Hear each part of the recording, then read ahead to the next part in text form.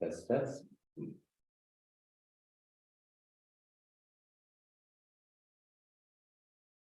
And just have her open an icon for me and click that tiny arrow by the microphone. And it's meeting out and meeting out. Okay, so there's sort of. Yeah, I just was concerned because one of the meetings we did, what was, Oh, couldn't hear. the audio would not come on it, everything was, If you look. Oh, I'm talking. okay, it's there. Yeah, and I mean, it wasn't, we weren't muted or anything, but it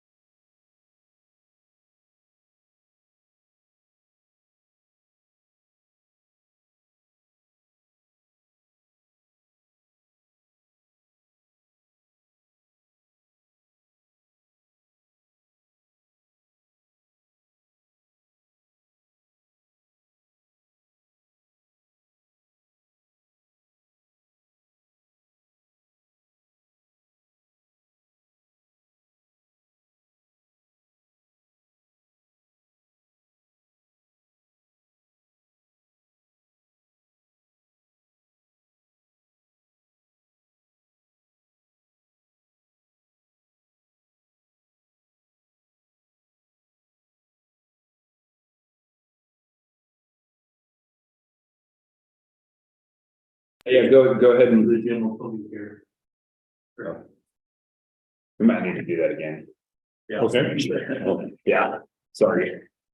We're gonna go ahead and call this meeting to order here at 6:32 p.m. We have a couple revisions to our agenda and Commissioner Fetchenheimer had a motion on the table here, so. Okay, yeah, my motion is to accept the new agenda as it is with the addition of correspondence, liquor license, fire station generator, and Amble Mountain subdivision covenant clarification. And I will second it. All right, all in favor? Aye. Aye. Okay. Anybody have any questions for the meeting minutes from May 10th? I do not. I do not either. I'll make a motion to accept the minutes of May 10th, 2023. Second? All right, all in favor? Aye. Motion passes. We only have 2 minutes here to our first appointment. Do we want to try and squeeze something in here or do we want to? No, I think we can just, All right. we can get moving forward. Yeah. Todd is on here.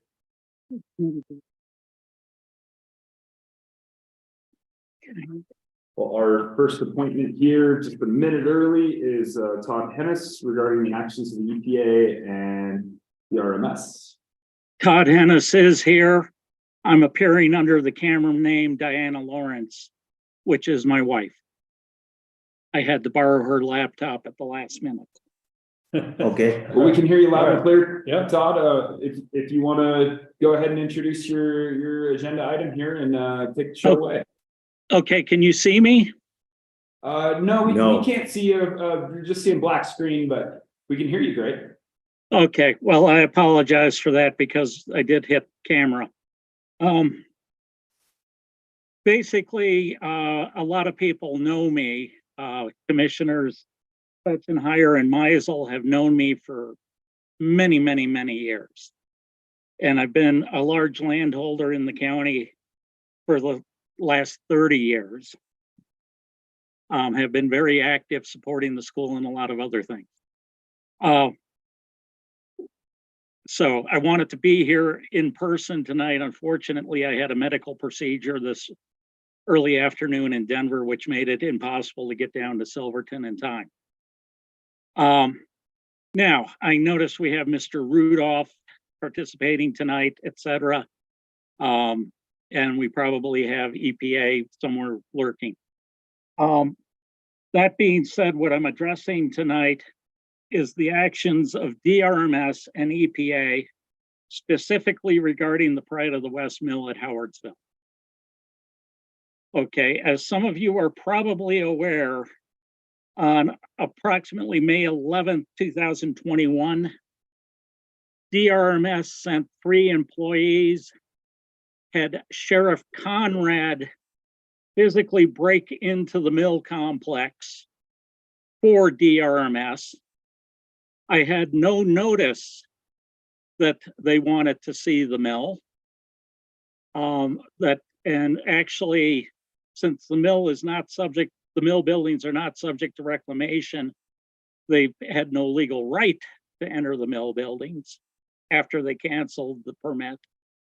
We have an ongoing lawsuit regarding the cancellation of the permit. So it's not been determined if it was even legal or not. I don't expect everybody to get this on the first run through. It's complex.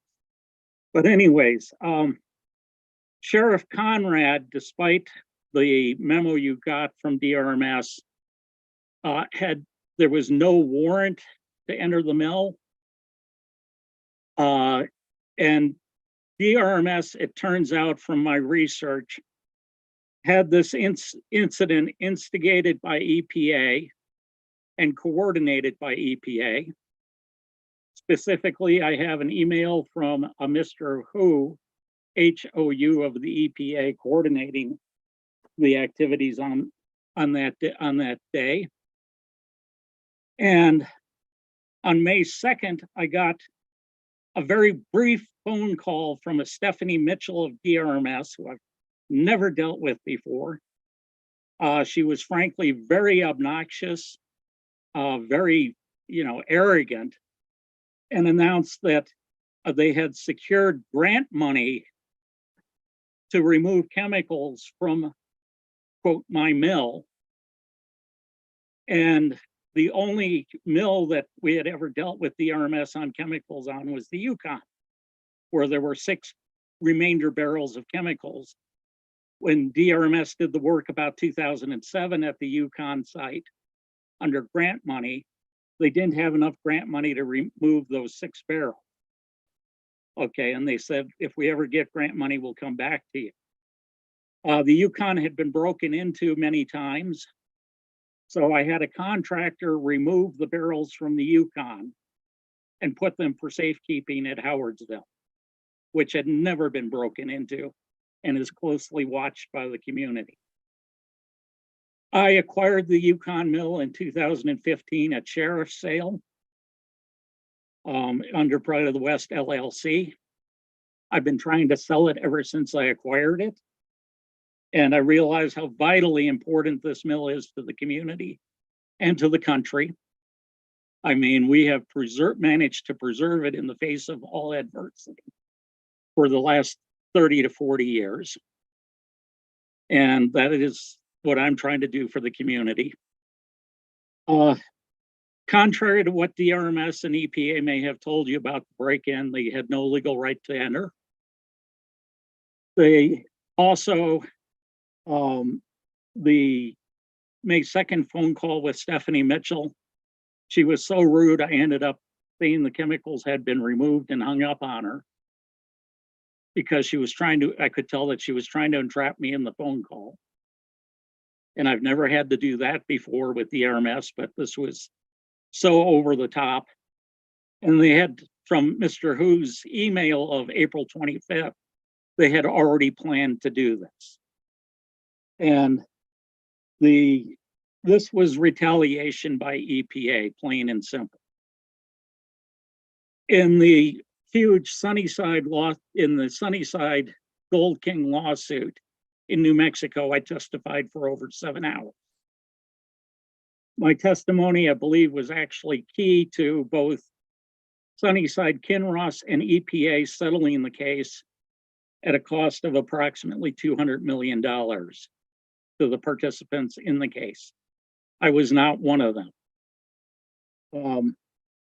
EPA also has wanted to retaliate against me for 20 years for my comments on the Sunnyside mine pool being a danger and for opposing the Superfund, if you guys remember that.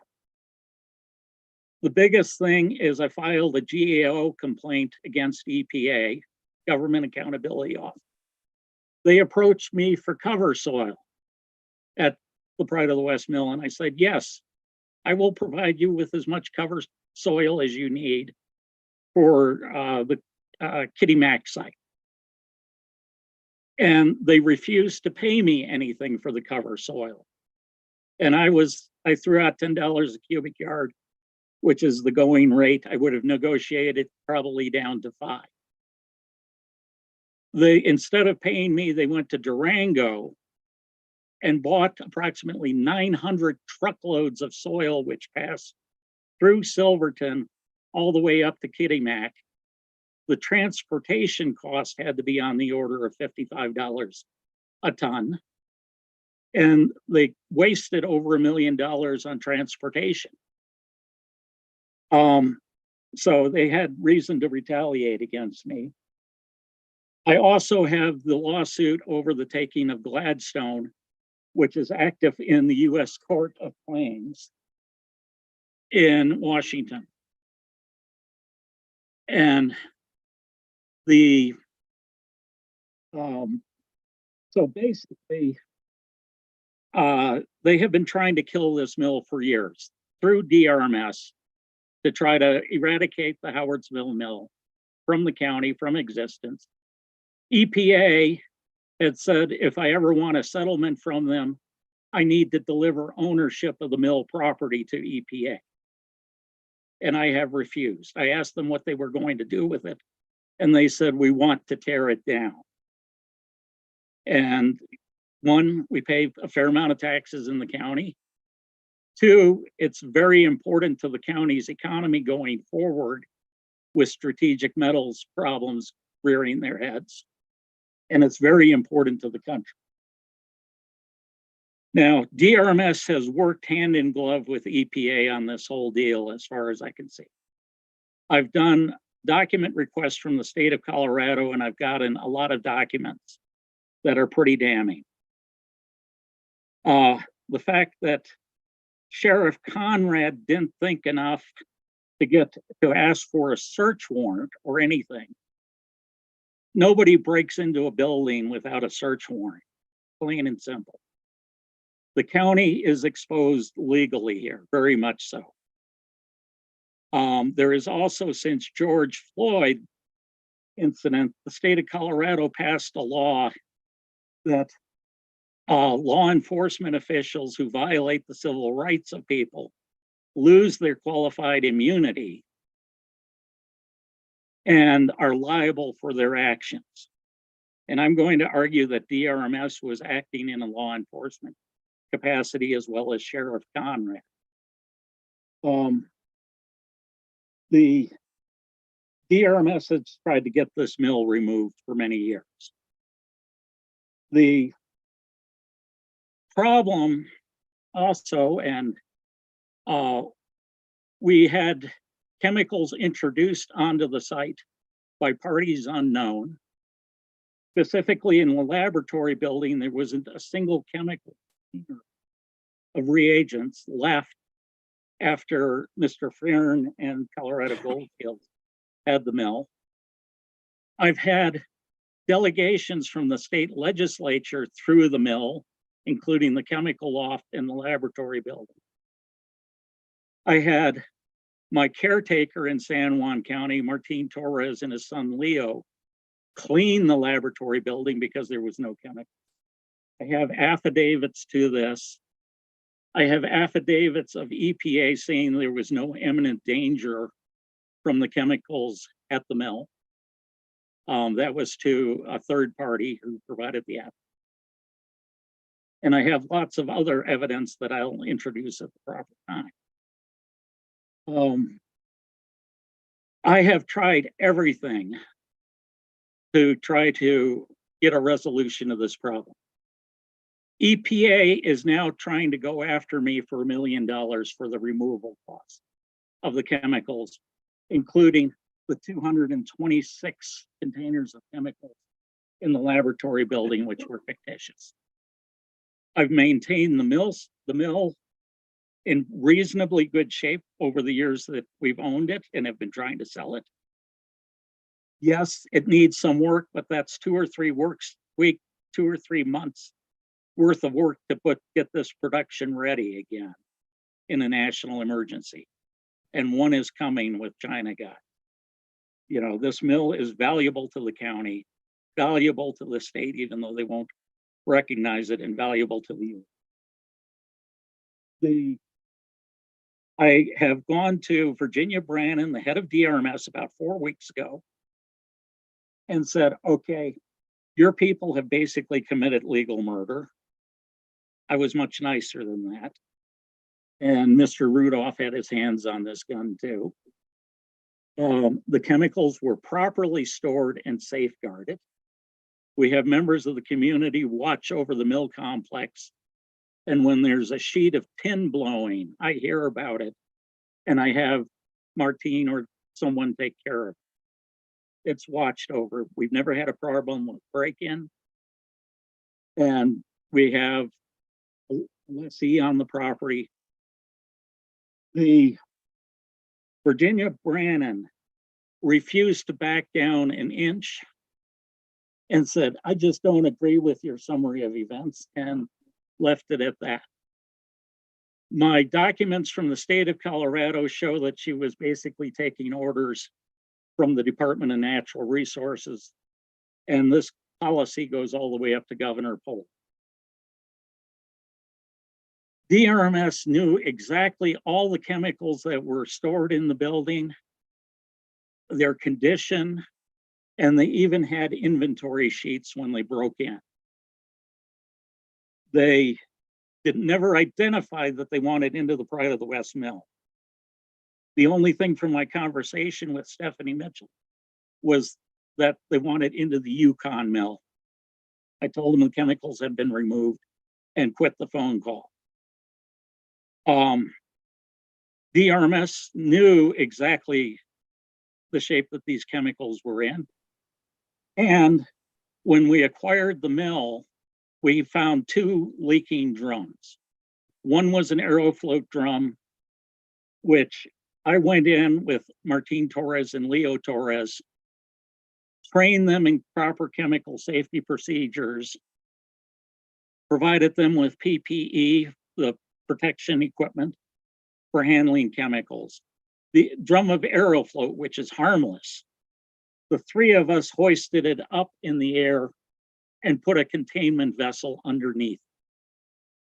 I also spread a spill absorbent on the hardened spill that had existed when DRMS inspected the mill.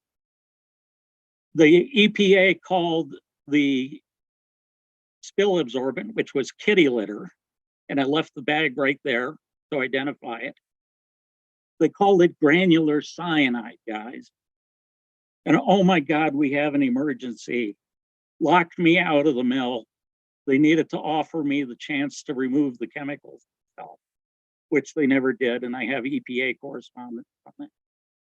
I have the Bonita Peak site manager saying there was no imminent danger, that there had been spill containment. The second barrel that was compromised was sodium sulfite, which is a food additive.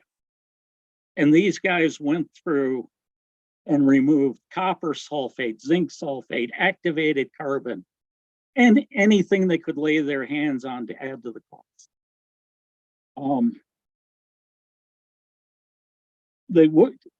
I would have sold the chemicals if I knew there was a problem. DRMS had also prohibited me from doing anything on the site regarding reclamation or cleanup, and I have that in writing. So we've got a heck of a situation here.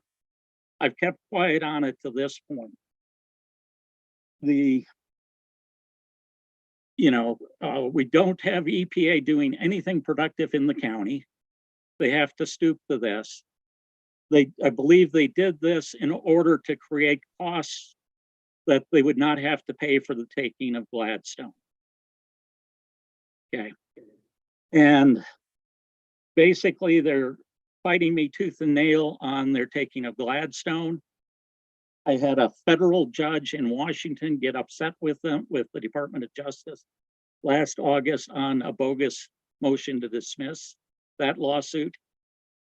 And so we're going to head to trial on that.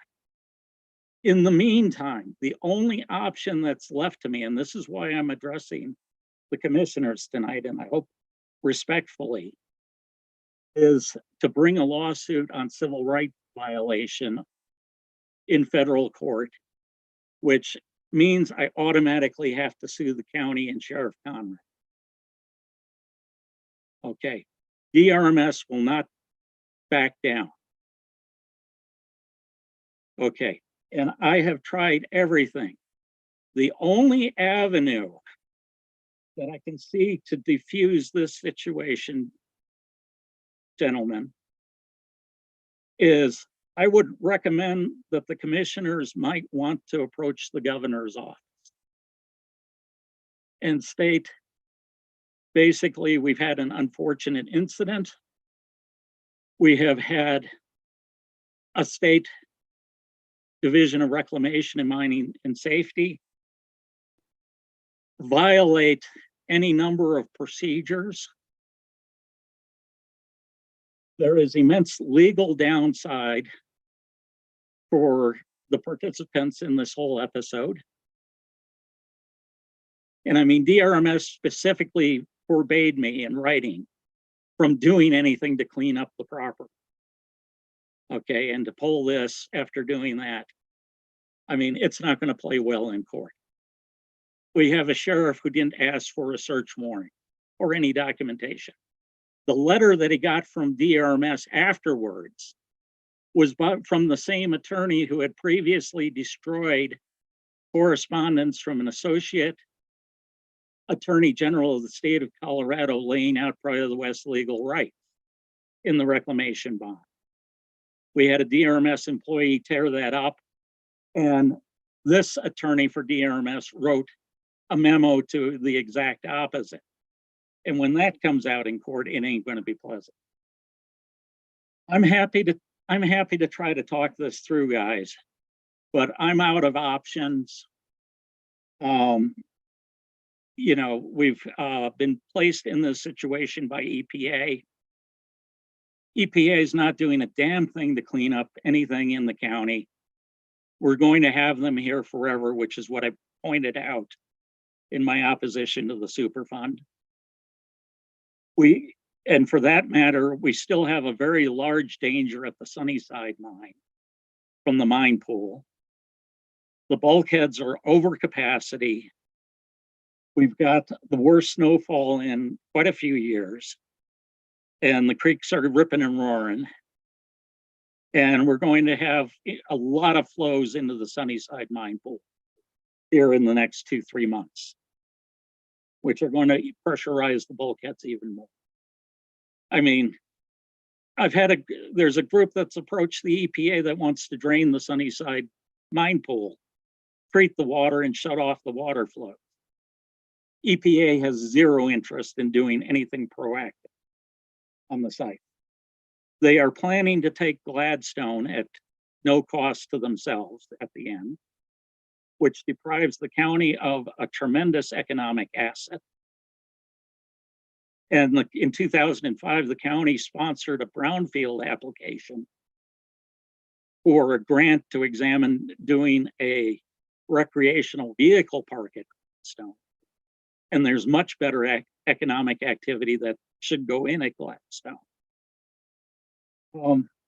Again, guys, I hope I've been respectful tonight.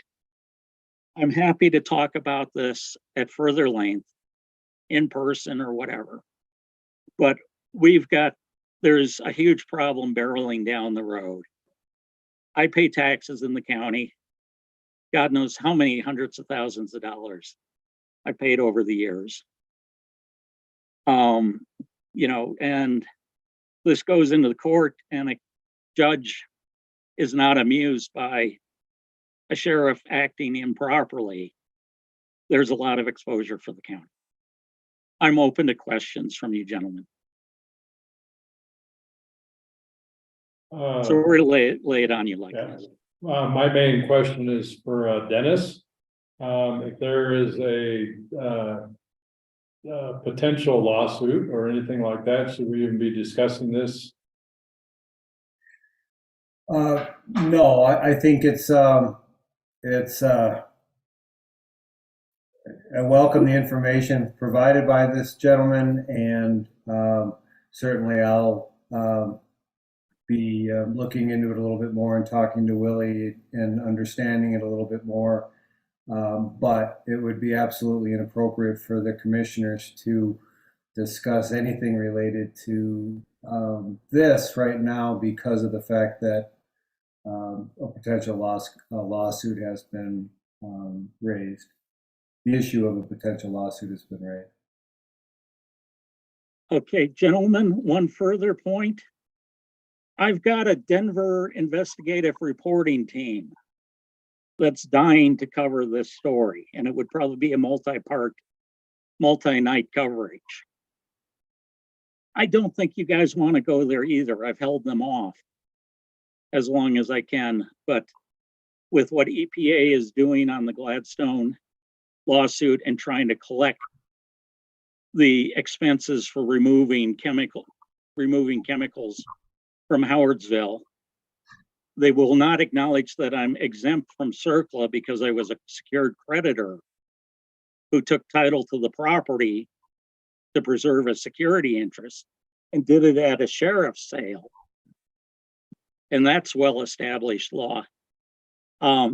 It's going to be a hell of a story splashed over the news. And what I'm trying to say tonight is, for the love of God, somebody, I would very much recommend the county commissioner chair to reach out to the governor's office and try to corral their people, and in turn corral EPA before this thing blows up immensely. Thank you for your time, gentlemen. Thank you, Todd. Yeah, thank you, Todd. Thank you, thank you. I just wanted to kind of say what Dennis said. I hope you understand it. We appreciate you coming and speaking to us directly, but you can probably appreciate that we'll probably need to have an executive session or multiple executive sessions with our attorney and discuss next steps with the information that you've brought to us. Okay, thank you, gentlemen. And some of you have known me for 30 years or more. I've been up in the county since 1985.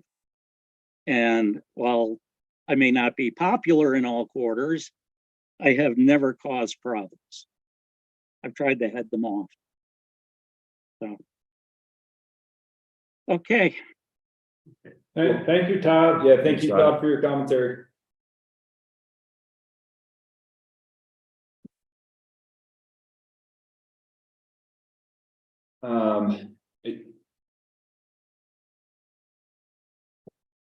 I guess we should have probably given Dennis an opportunity to ask questions and raise questions, but Dennis, you're not very shy, so I apologize if we didn't give you an opportunity to address Todd. I don't think it's time for him to make any comments. Okay. Trust me, I'll chime in if I felt it was necessary, and I was just listening and taking some notes, and that was the right way to address something like that coming up in a public meeting. So that was fine. That works well, and like I said, I'll be talking with some people and seeing if any actions need to be taken going forward. Yeah, thank you. Yeah, thank you, Dennis. Okay, we can move on to our next agenda item here. You guys have an extra pen, mine ran out of ink. Yeah,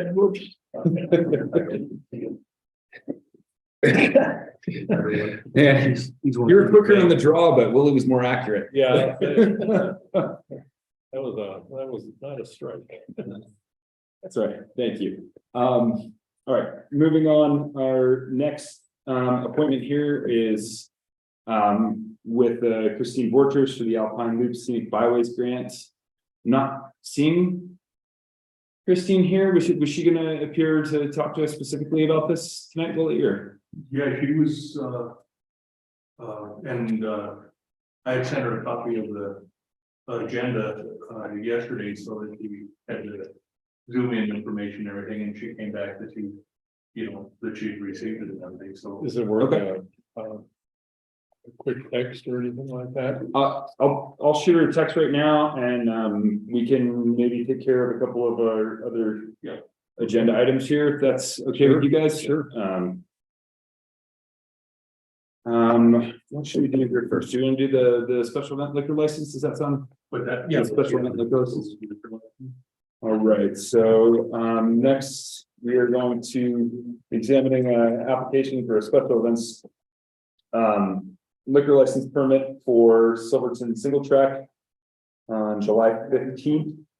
So you want to describe that while I text Christine here? Yeah, no, it's a special event liquor license. They want to be able to serve alcohol at their groundbreaking ceremony for the Baker Park single track site, and basically this was they've got everything here. LaDonna was good with it going forward. They need to, the one thing that's missing is they need approval from the BLM, since it's actually on BLM site. Oh. Okay. So if you approve it, it needs to be conditional upon that Okay. approval of the BLM. Okay. Yeah, no, I don't have a problem with it. I think it's a great way to usher in the event. Yeah. Yeah. I make a motion to approve Silverton Single Tracks application for a special events permit conditional upon the okay from BLM. I'll second it. All right, all in favor? Aye. Aye. Motion passes. I forgot to ask, they, with something like this, do they have to contact Bruce or anything like that? As far as Yeah, well, I mean, and I mean, and we actually, I mean, I actually talked to Clem about, you know, getting with Bruce and making sure that he's comfortable with the way they're gonna, because it has to be a confined, confine it. at least, you know, or there were regulations. Looks like on the back he shows a fence and Yeah. a Right. But boundary and we- whatnot. we should still talk to Bruce. Yeah, no, so. Okay. They've done a few of these kind of like events as fundraisers and things, and I bet they'll have a booth at the Iron Horse here, and I This- think, this I think they weekend, do, so. yeah. yeah, I have good faith they can work with Bruce and keep their noses clean. Sounds good. Yep. All right, moving on. I think, are you gonna do the generator here or? Sure.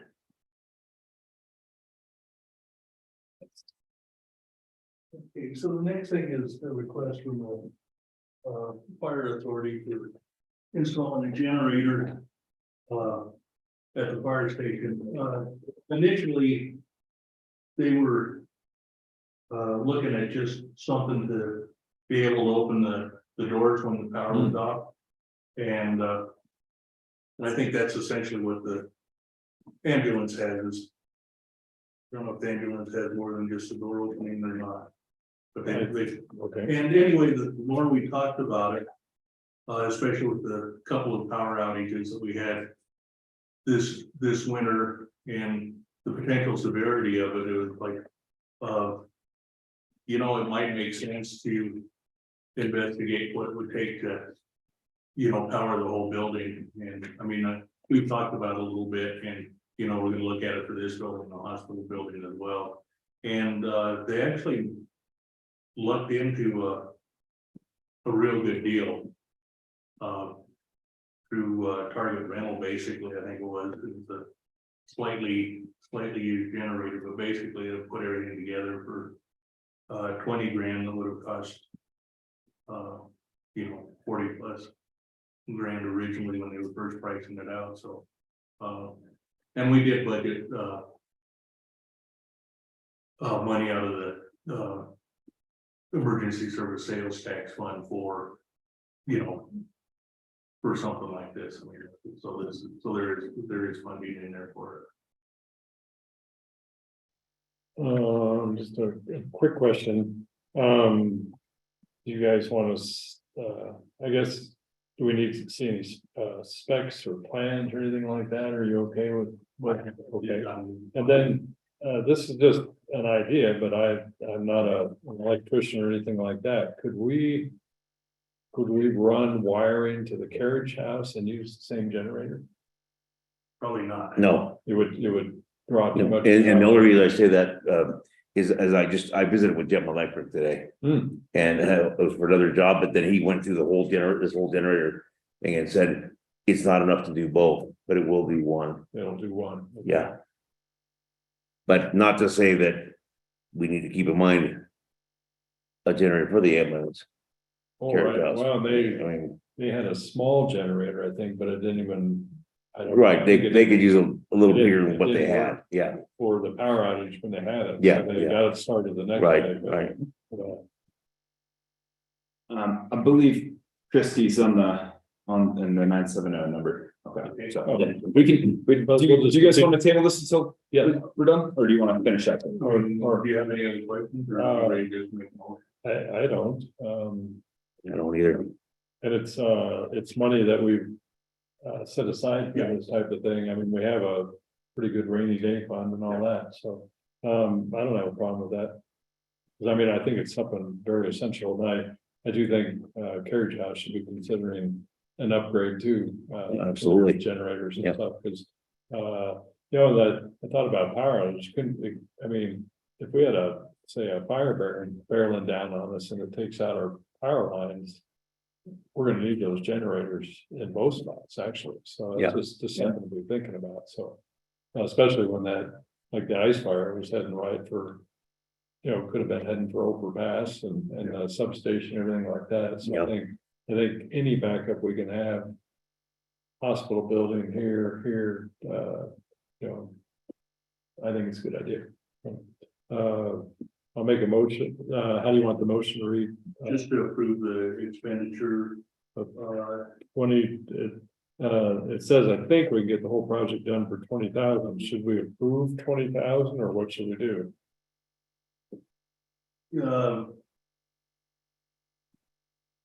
let's, you could approve it to complete what's requested here, not to exceed 25,000.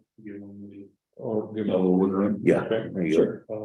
I'll make a motion that, we approve this request, up to, 25,000 for a new generator at the, firehouse.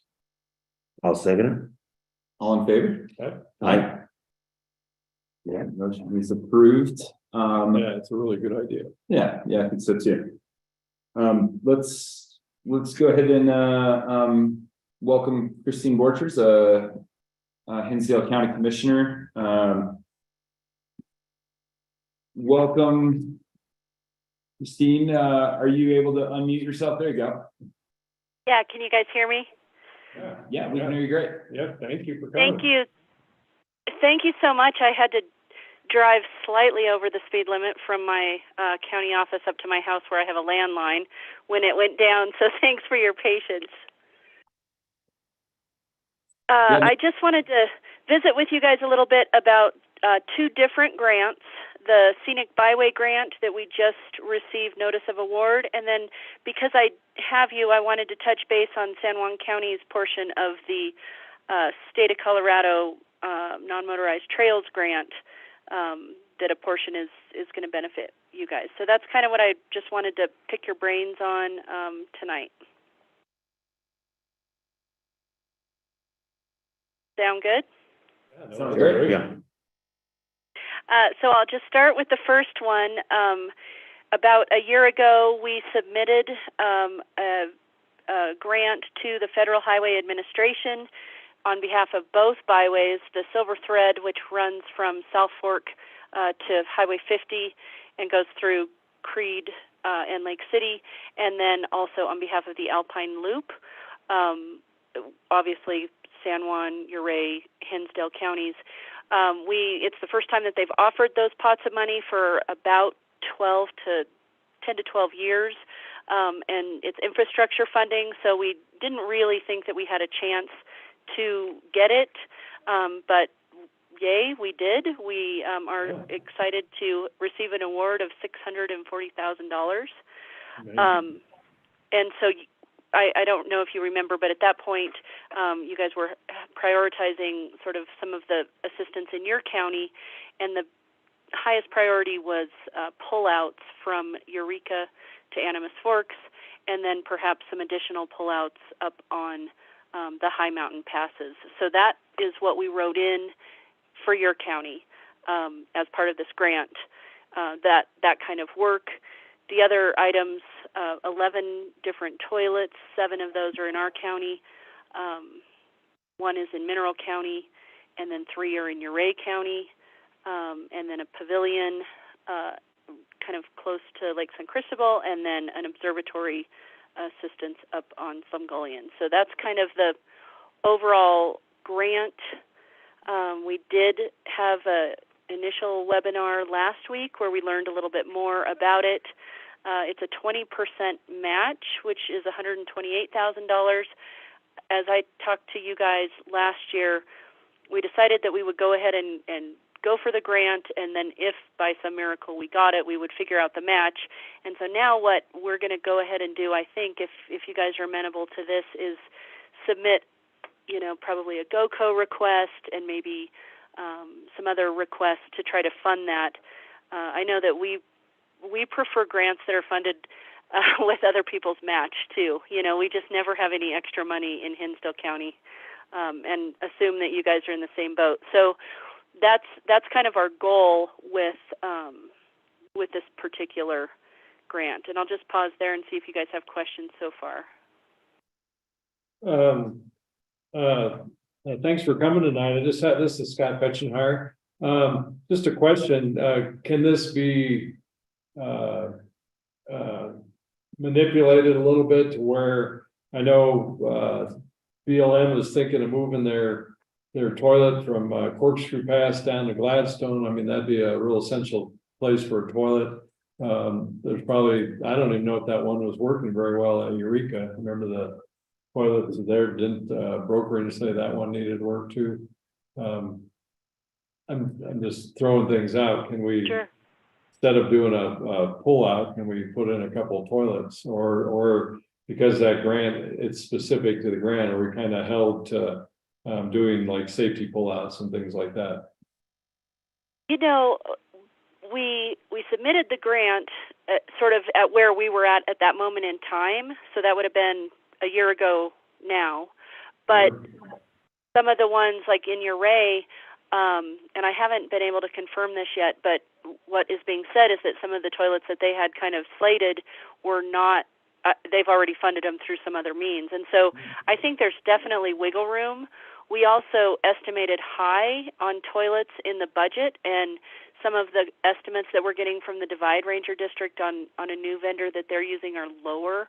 And so, you know, we have not yet, we've had the overall webinar, but we've not had the actual grant kickoff for this specific one. Like on the call that we were on, there were like 140 people, and it was the nationwide group. And now we kind of, you know, get down to the nitty gritty. And so we could absolutely say, okay, we said this in our application, we have this need as well. Can we do 14 toilets and, you know, maybe fewer safety pullouts or whatever? So I would really just need, maybe if Commissioner Lashley could even just text me briefly, right, like Gladstone toilet, Eureka toilet, or whatever, so that I know kind of what we would be asking for, that would be great. And we had talked about this grant before it was submitted to, and about toilets, and our comment then was that one of the hard things about toilets is having people to clean them. Right. So that's why in the original grant application we hadn't put in for toilets, but obviously that was before we heard from Dr. Brokering about the toilet in Eureka, and long before we heard about the BLM's. Yeah, that was real recent thing, and maybe there's some room to talk to our BLM folks about who's going to make these toilets when we put them in. Christine, we have Megan Mass from the BLM here in the room with us too. Oh, good. Hi, Megan. Authorized. I'm not sure she's authorized to speak for the BLM on this right now, but she's at least aware of the conversation. Yeah, and Jim and I, Loveless, have been talking a little bit. We know that there's like a peripheral problem to also solve, which is high alpine toilet pumping services. So we've been talking about that as well, not necessarily related to this grant, but perhaps related to, you know, some other small business expansion assistance or something, because we know that that is yet another issue, at least we have on our side, and assume you guys have on your side as well. You know, some of these toilets that are hard to get to are also hard to pump. So that's why BLM is, I think, wanting to move that one from Corkscrew down to Gladstone. It's just, it would be a lot easier to get to it, because that one's off the beaten track. Yeah, so we might be, you know, coming back to you guys, and Jim and I just had that conversation a week ago, you know, trying to solve all these things at once, right? So we need the infrastructure of the toilets, but we need the ongoing service to maintain those, which would potentially be a different, you know, looking kind of partnership. And we did not delineate where or how many at all of the safety pullouts. And so there's a lot of wiggle room. There's a lot of gray if we, you know, wanted to solve our highest priorities with infrastructure with this particular, federal highway pot of money. So I think that's great. So if you guys could, any of you could just text me or email me just, the specific toilet requests in San Juan. What do you think about gravel? And then the big nuts and bolts of the grant, it's a 5-year grant. In general, we can't go beyond 5 years. So we have plenty of time to sort of, now that we've received the award, there's going to be a lot of planning time, before it. Like, I don't anticipate we'll say, okay, go build a safety pullout this summer, right? We have to go through a lot of planning before on all of it. So, and that'll also buy us a little bit of time to go ahead and fund that match as well. What was Hinsdale's plan for, if you guys built 7 toilets, how would you maintain those? Would it be the county doing it, or who would be maintaining those? Yeah, they're on a variety of different jurisdictions. So there's 2 that are on Forest Service land between here and Creed, and so they're like side of the highway toilets. So they're, then it's just on a route of someone like the turd herder who can pump those much easier. So 2 are on Forest Service land, 2 are on town land. 1, they are talking about not having them be a vault toilet, but actually building a toilet that is hooked into the town sewer system. Also, because it's in a floodplain, it's right there on the ice wall at the edge of Henson. So that's a location, and so we're still trying to figure out if that would work, because the town doesn't want to pay for the ongoing pumping. Then we have a new one on county land at Red Mountain, a new one at the trailhead to Crystal, which is on cemetery land, actually, adjacent to Forest Service, because we're seeing quite a bit of vandalism or going to the bathroom where you shouldn't go to the bathroom at the cemetery, and so that's been a high priority for us to solve that one. So our cemetery district will actually be picking up the pumping there. And a lot of these locations we've had porta potties for several years, and so the porta potty cost includes the pumping. So I think we'll actually only come out slightly more expensive to have that permanent infrastructure. ULA is another one, and then Capital City. I think those are all of ours. All busy spots. All busy spots. And the Capital City one, I think, will be kind of at that north Henson turnoff, so not near the post office, because we don't want to impact the pictures or have it close to that historic structure. So I think we're looking at kind of further back. But, we kind of made a map of where the toilets were and how far apart they were.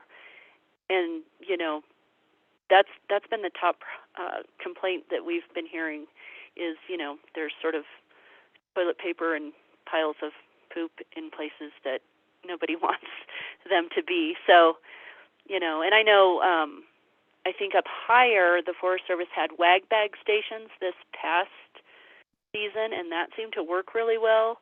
I don't know if that's something that maybe you guys want to talk about more with Megan at some point.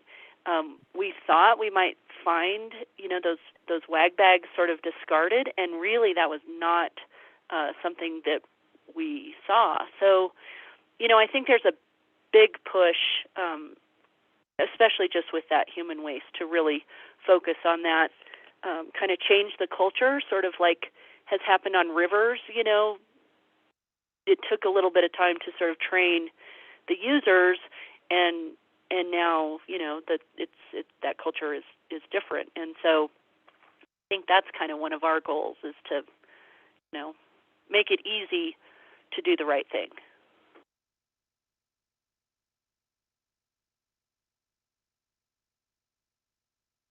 Well, yeah, we certainly have some discussion. I mean, definitely, I think, you know, with the report that we had from Dr. Brokering, we should probably circle back around with him before we Yes, do anything, because I mean, ultimately, since he's the responsible party for maintaining those toilets. and doesn't that one have a cracked wall or something like that? Yeah, So yeah. that one seems like a good priority for San Juan County. Yeah. For that, I mean, that's as high a use as there is in the county. just Yeah. about, Yeah. Besides, Animas Forks. You know, and I think, you know, potential partnership would be on Yeah, somewhere with Gladstone. If Yeah. they can find the land and do the maintenance. Right, You know, I think we could help them. It just, then it makes so much more sense to have it down there somewhere just because of access. That's a tough one to get up to, yeah. the other one. And I mean, if we have grant money to help the BLM fund the toilets too, then that certainly probably makes it a more viable project for them as well. Sure, and then they can do the maintenance. And then, Christine, we're also having our road and bridge director on here, in 25 minutes here, 20 minutes or so here too. So we'll pick his brain about potential pullout spots. And I mean, I've been chasing around a little bit about the CPW grant as well, the non-motorized grant as well for, we have some funding for, problem spots on the roads and, boulders to help prevent, people from entering the tundra where they shouldn't. The video that I'm sure you guys saw a couple weeks ago, was funded by the same grant, as well. So Christine, did you have any like specific questions based on the CPW grant usage, or are you guys just hoping to get a better timeline of how we're going to use those funds and where we're going to use them? Yeah, you know, that was another example. I think that was the first, you know, maybe the second time that we all sort of pulled the wagons together and said, hey, let's ask for this again and see if we get it. That total grant was $82,500, and there were 4 counties that came together on that: San Juan, Hinsdale, Ouray, and San Miguel. We did the video. The one that you guys have seen is the interim video. They wanted to get some better footage of OHVs and some other things on this summer, and then kind of we'll update that video. But then we we will submit a final to them. We're a little bit under the gun with that specific grant. They did extend it, so we were supposed to be done last summer, and you know, it's always hard to get everything done. So we do need to have the work done by the end of August. For San Juan County, that means that you have $14,500 to spend on whatever kind of road materials would be helpful.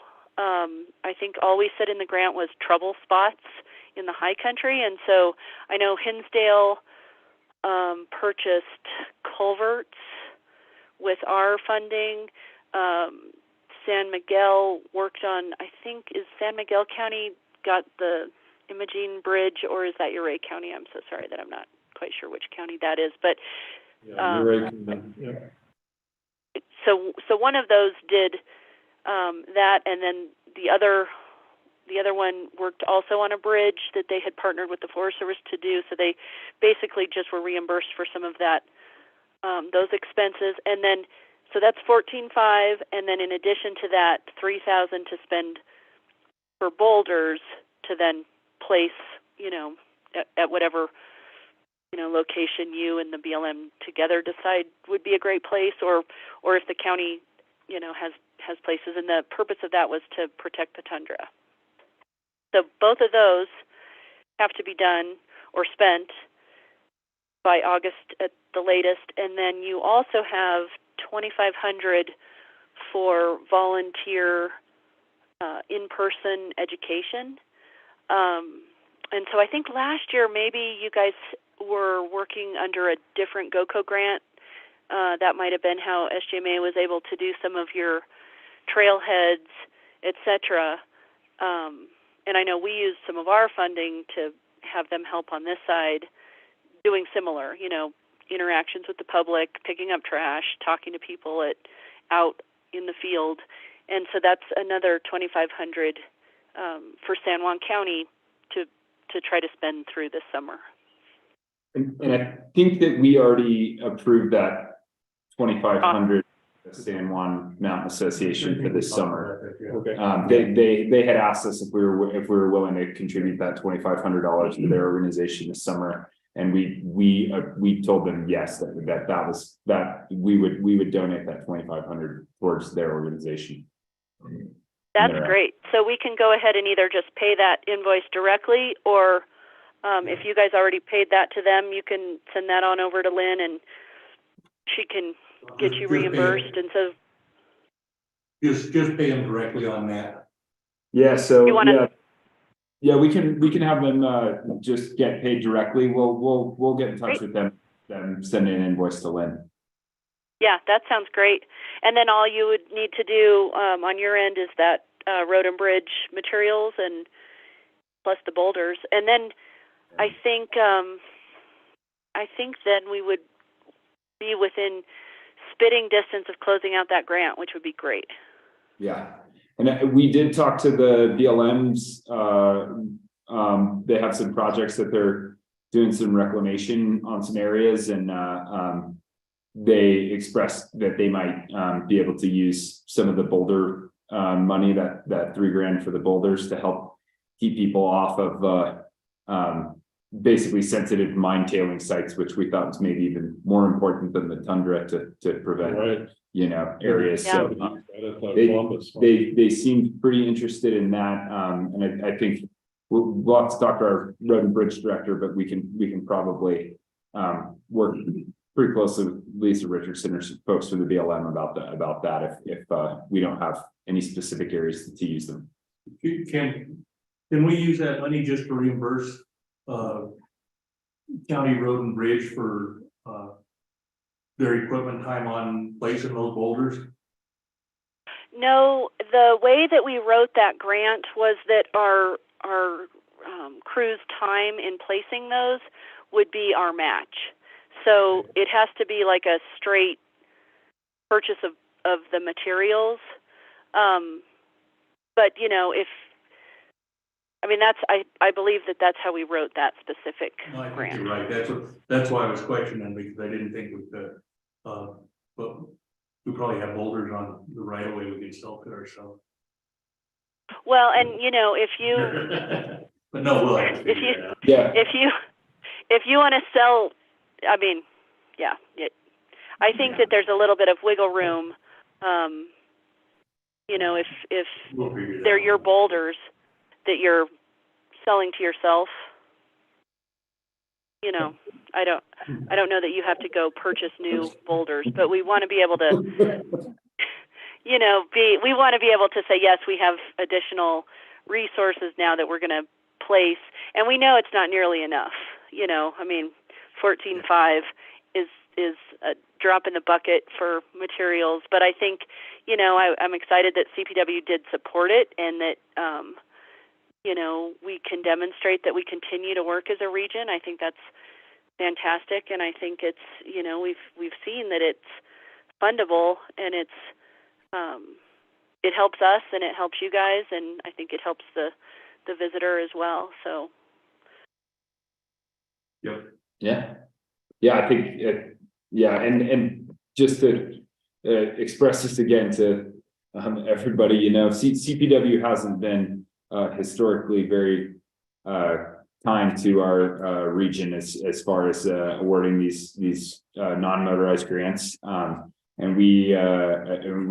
I think I can comfortably speak to Ben, Christie, and Hillary and I that we walked away from our grant meeting really feeling like we weren't gonna get this, and Yeah. having got it, we feel very fortunate, and we want to keep building that relationship, and hopefully being able to apply and get awarded these grants again. We want to make sure that we're doing well on this one. Yeah, absolutely. Perfectly. Yeah, do you Great. have any? Christine? Sorry, you cut out for just a second. What was your question? Do you have anything else you want to bring up with us here, or anything you want to elaborate further on for the grants? No, oftentimes we try to kind of do a pre-season meeting, kind of with our groups, and then we just have also Road and Bridge and our sheriff. We've kind of gotten towards the end of May and haven't gotten that together, so maybe we would, want to do some sort of a mid-season Zoom roundtable. I don't know. We do kind of check a box off that we have our byway meetings, and maybe I'll just count tonight as that byway meeting, if that's okay with you guys. I don't know. Unless you see a need, and we do want to kind of get everybody together, but it hasn't kind of risen to the top like it does in some springs. Maybe we just do a picnic on top of Engineer. I think that would be fantastic, especially if I didn't have to drive, if someone would drive me up there and I could have the inside. See, I think that would be great. Ranger. That would be great. And, it might be nice to just be up and out and about. So let's maybe think about that for July or August. I think that's a great idea. I think that'd be fun to do. Yeah. Awesome. All right. Well, you guys, just let me know if you need anything else, and I will be back in touch. We'll firm up the toilet situation within this grant and move forward. And I just appreciate your partnership. Yeah. Thank you so much, and thank you so much for administrating this grant and doing all the heavy lifting too. We really appreciate it, Christine. Yeah. Awesome. All right, you guys. Thank you so much. Have a good rest of your meeting. Thanks, you too. Okay. Bye-bye. Bye. All right.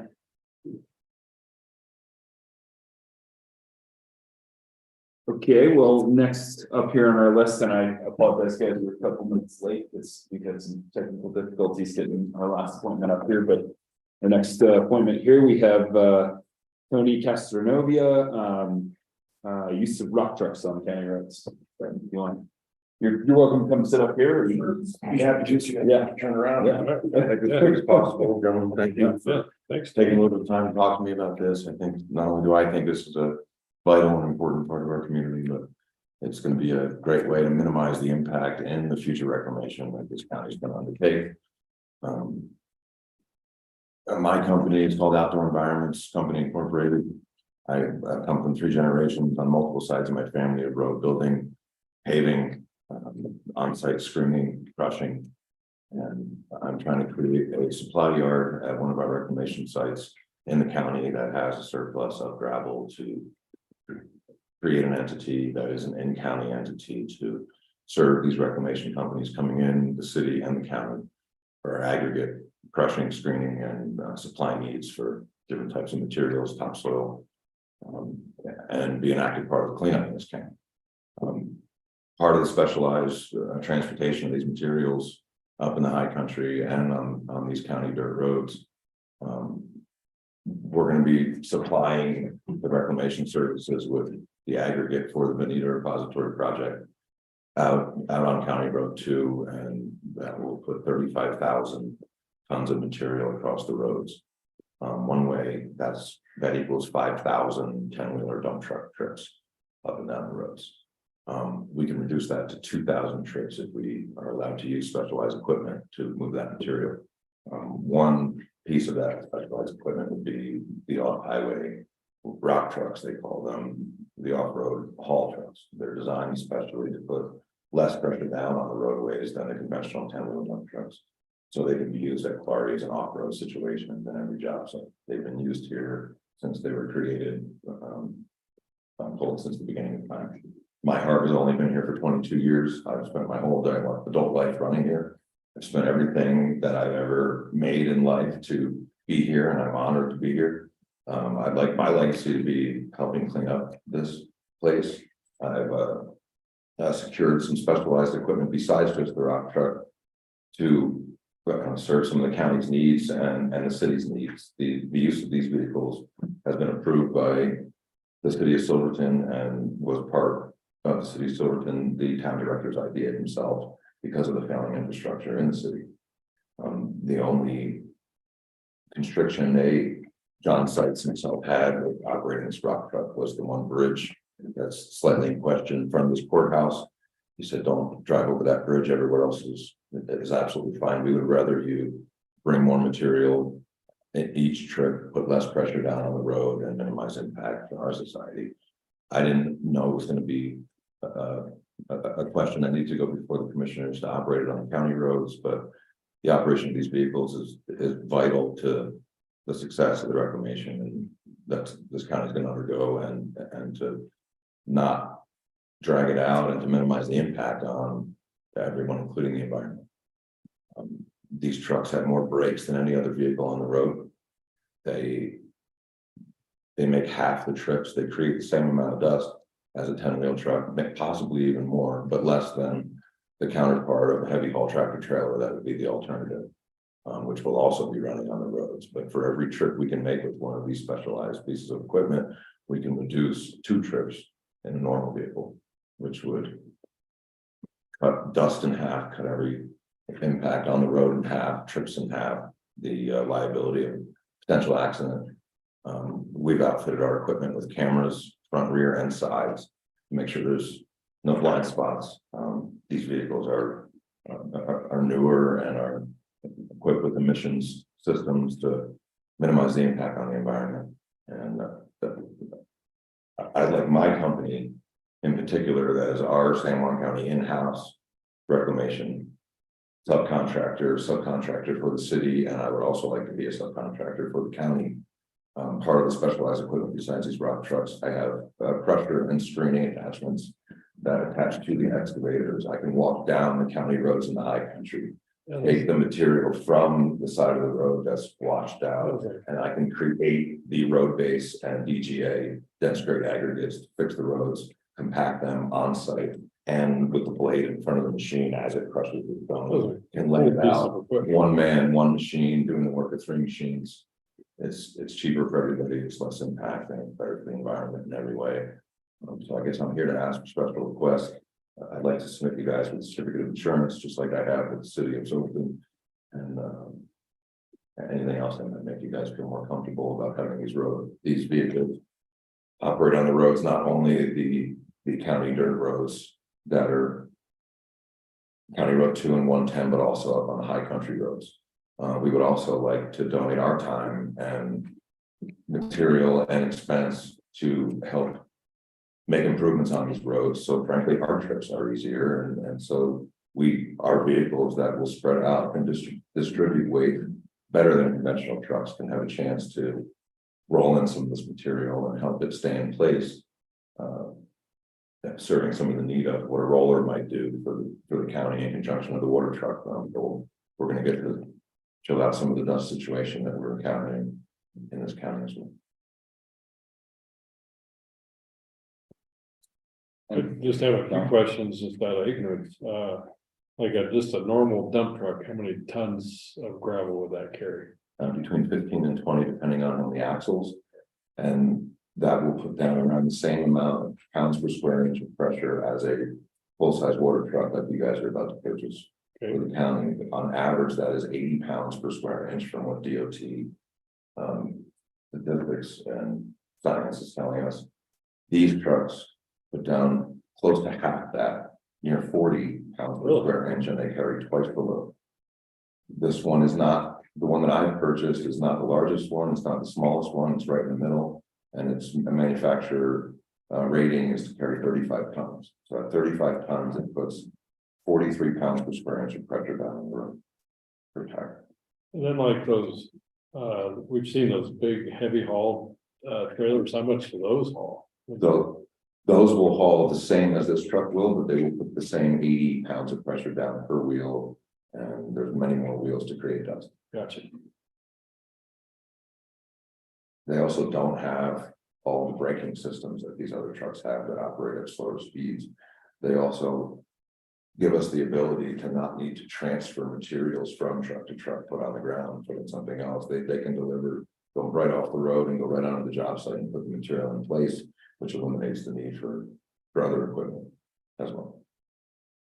Does your rock hauler, does it have to have signal lights or brake lights, anything on it? It's got everything. It's got everything. It's actually MSHA inspected and they do a brake test on hill with a full load and it's an in-depth inspection to make sure it doesn't leak. It has quality brakes. It doesn't have conventional brakes. It has what they call wet brakes, which is a hydraulic brake system that's operated by air. In conjunction, they have an engine retarder, they have a transmission braking system, and they have an engine exhaust brake.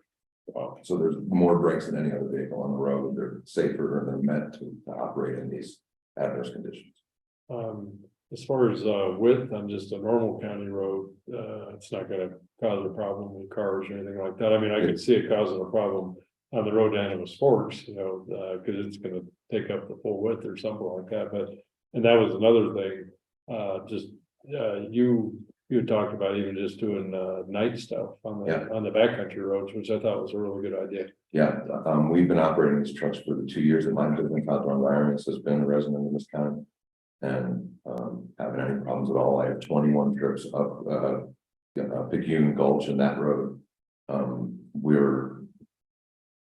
We haven't had any problems, and Louis Gerono himself has recommended us to do work on the roads in the winter for some of the car commercials and film crews to support them, plow the roads, open up the high country roads, and culverts that need to be replaced between our site and our job sites.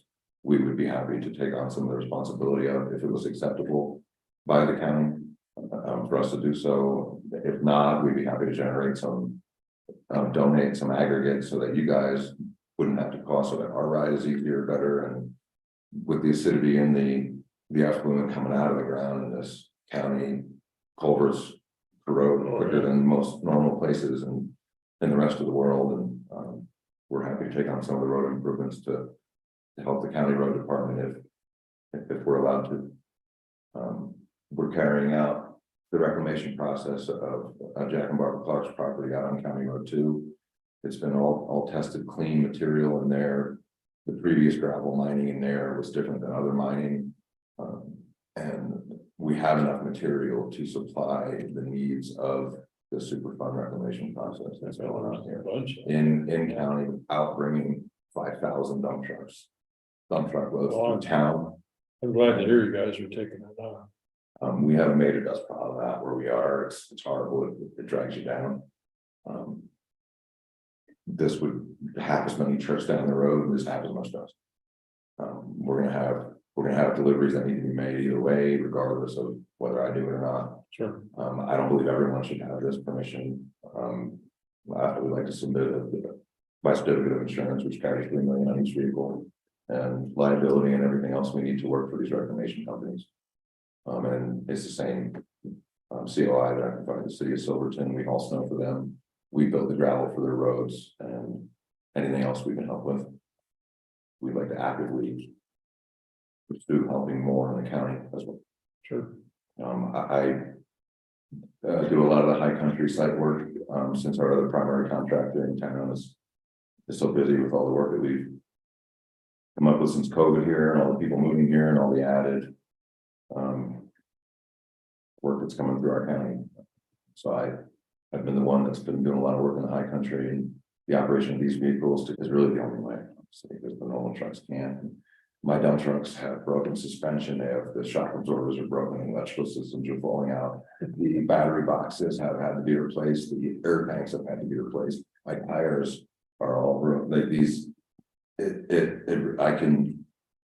it's really hard to drive down these roads with the way they're maintained and with the budget that you guys are giving these guys to work with. And I'm not putting anybody down, but this is a better way to do it. It's a safer way to do it.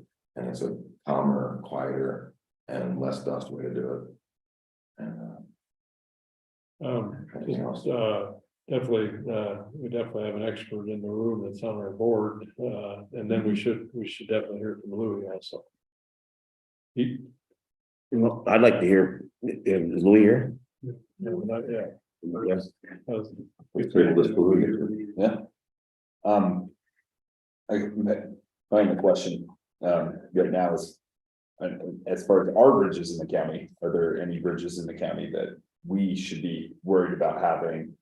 You know, this kind of equipment driving on in general, like, I mean, our county road and bridge equipment obviously goes over a lot of these bridges, but you know, and we all know that this bridge has kind of been an item of concern for heavy vehicles for a long time, but do we have any similar instances for bridges in the county? One of Eureka is okay, but I'd be a little worried about that one right below Animus Forks, that wouldn't be it. Yeah, The vehicle is large enough, it would need to, the bridge would have to be longer than the vehicle, and I would have to stop on that bridge loaded to span the weight of it over the bridge. I have a couple of questions if this is a good time. Yeah, sure, go for it, Dennis. So I didn't hear the actual width of this vehicle. 10'7", about a foot extra on each side than a normal 102 maximum vehicle that'd be allowed on the highway. 10 10 foot extra on each side. It's shorter in width than a track hoe going down the road, a 200 size track hoe going down the road on a trailer, which would measure close to 11 or 11.4 depending. These trucks range from 9.2 to 12.6, I believe, and mine is 10.7 or 10.6. So right in the middle. Are they ever classified as a DOT approved vehicle? Not for highway use, for off highway use, absolutely, and they're MSHA inspected. Okay, so they're off highway vehicles always. Yes, sir. And then, Willie, this question is for you. I've looked and I don't see where I wasn't able to easily put my hands on oversized, overweight regulations in the county. And I'm just curious, how do we handle typically oversized loads, things like that aren't permitted by the state? The state permits all oversized and super load in their jurisdiction, and they defer to the counties to regulate oversized and overweights in the county. What do we typically do there?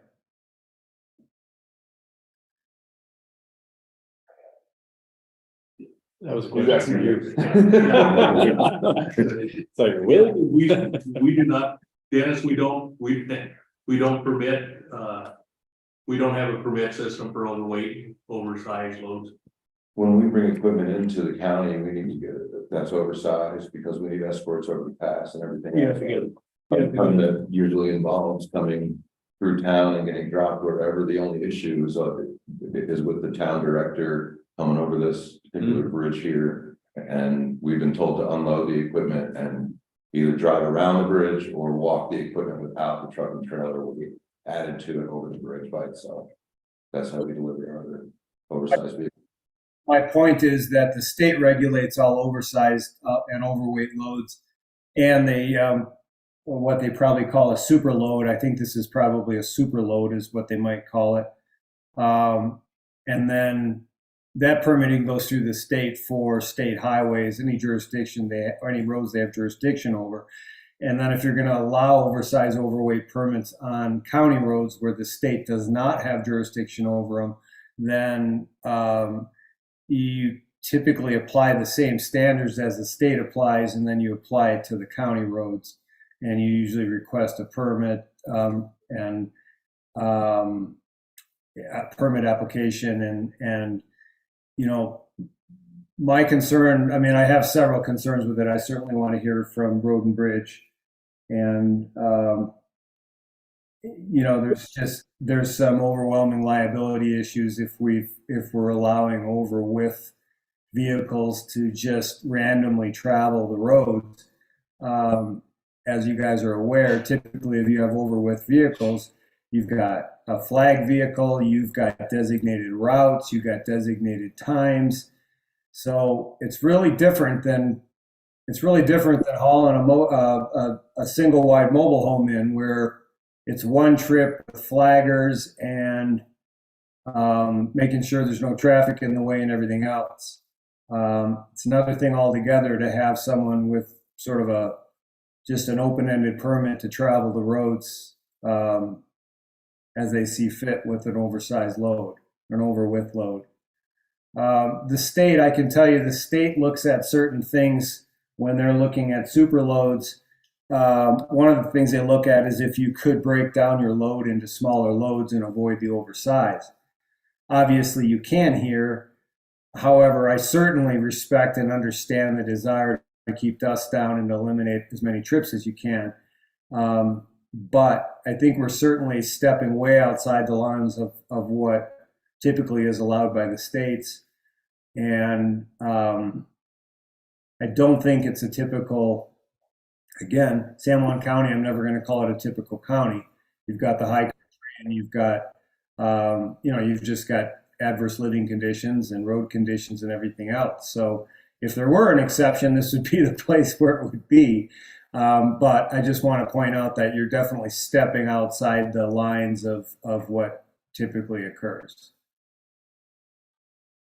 And before you made a decision on it, I would want additional time to have some conversations with the state and make sure that we were within our powers to actually allow it.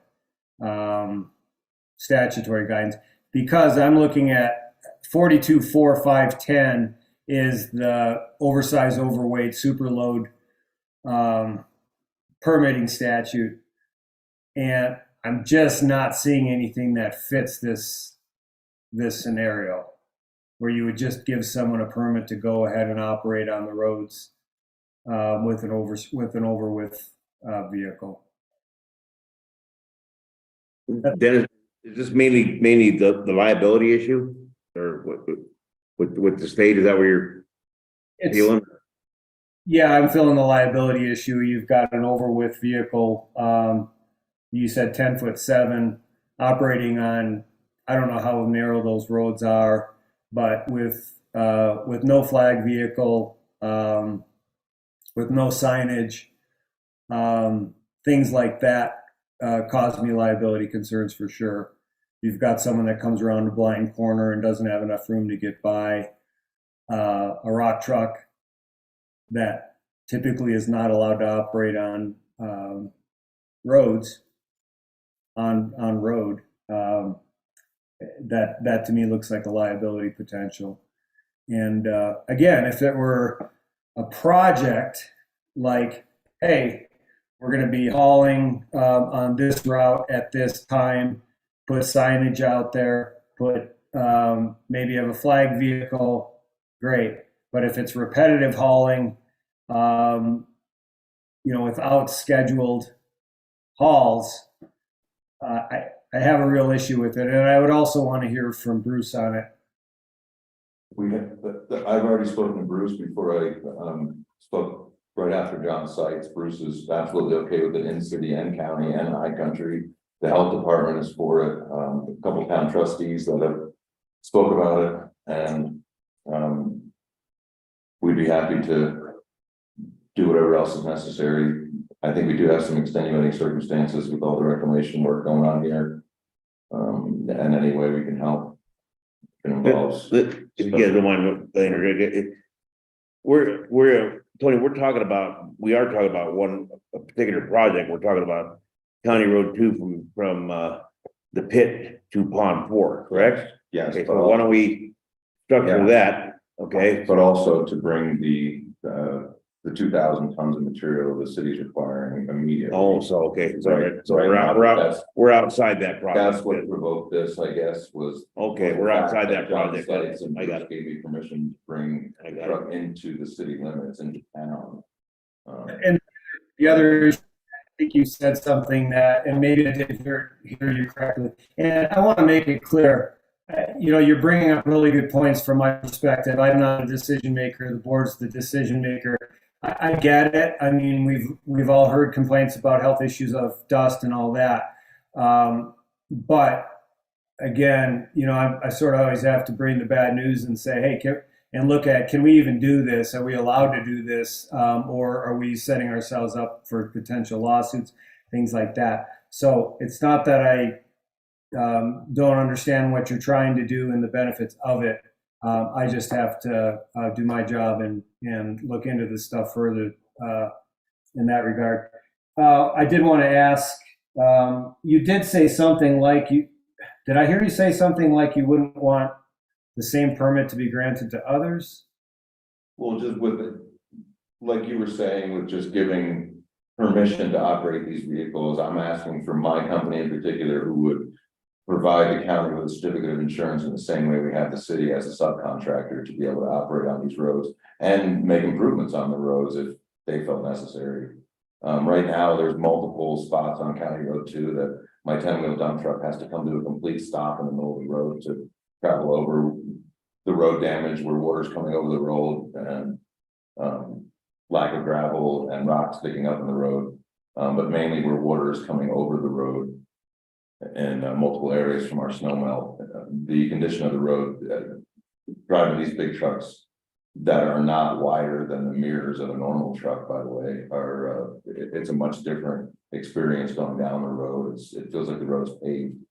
I would rather it not be allowed to operate normal trucks on the road and only these larger wheeled, less ground pressure vehicles. And the water trucks that the cars use are all these type of vehicles. And I would encourage the county to also put their money into one of these type of vehicles for a water truck that could possibly be operated by someone that doesn't have a CDL, because it's an enclosed county dirt road situation. And also, as they're driven up and down the roads, they actually help the road compact instead of displacing in puddles as much and putting all the pressure down on such smaller areas as these 10-wheel trucks do, and the heavy haul ones. My guess is, and I've tried to look at it a bit since hearing about this, but my guess is these are considered heavy equipment, not necessarily vehicles. And it should be noted that the county can actually operate these vehicles anywhere it wants on county roads. The statute exempts the counties. That's why we're able to go down the road with graders. We don't have to ask anybody's permission to go down the road with a grader. Much larger than this, width wide, and looks the same. I'm sorry. That's right. And so the county doesn't have to go through any special permitting, of course, because they can operate heavy equipment to maintain the roads and do whatever they think is necessary.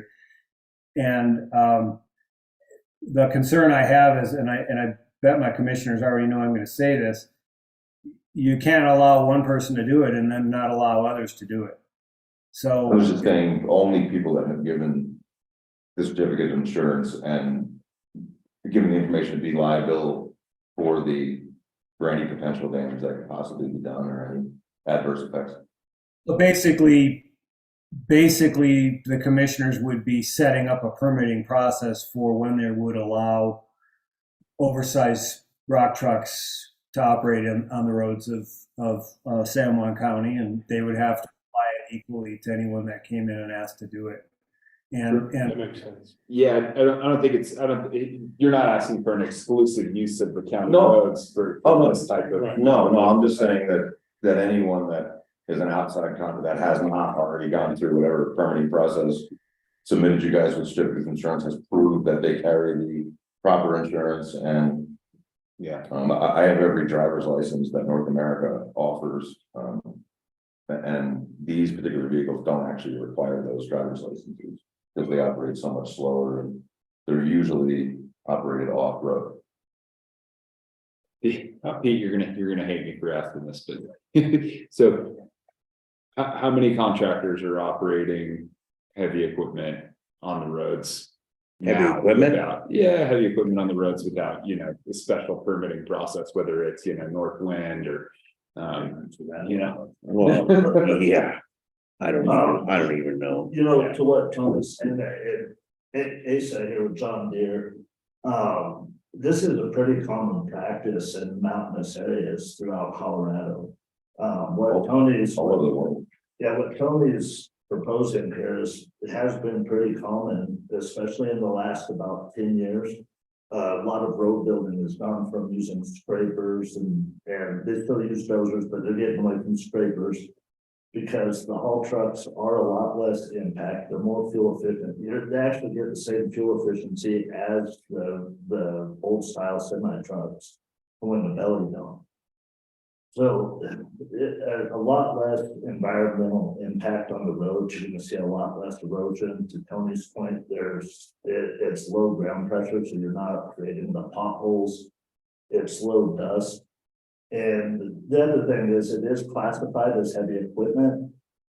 It's not, yes, it is off-highway vehicle, only for off-highway use, but people do use them in towns. So, like this winter, actually, John Sykes actually called me for several of them because you guys had a snow issue and you're trying to haul snow out of town.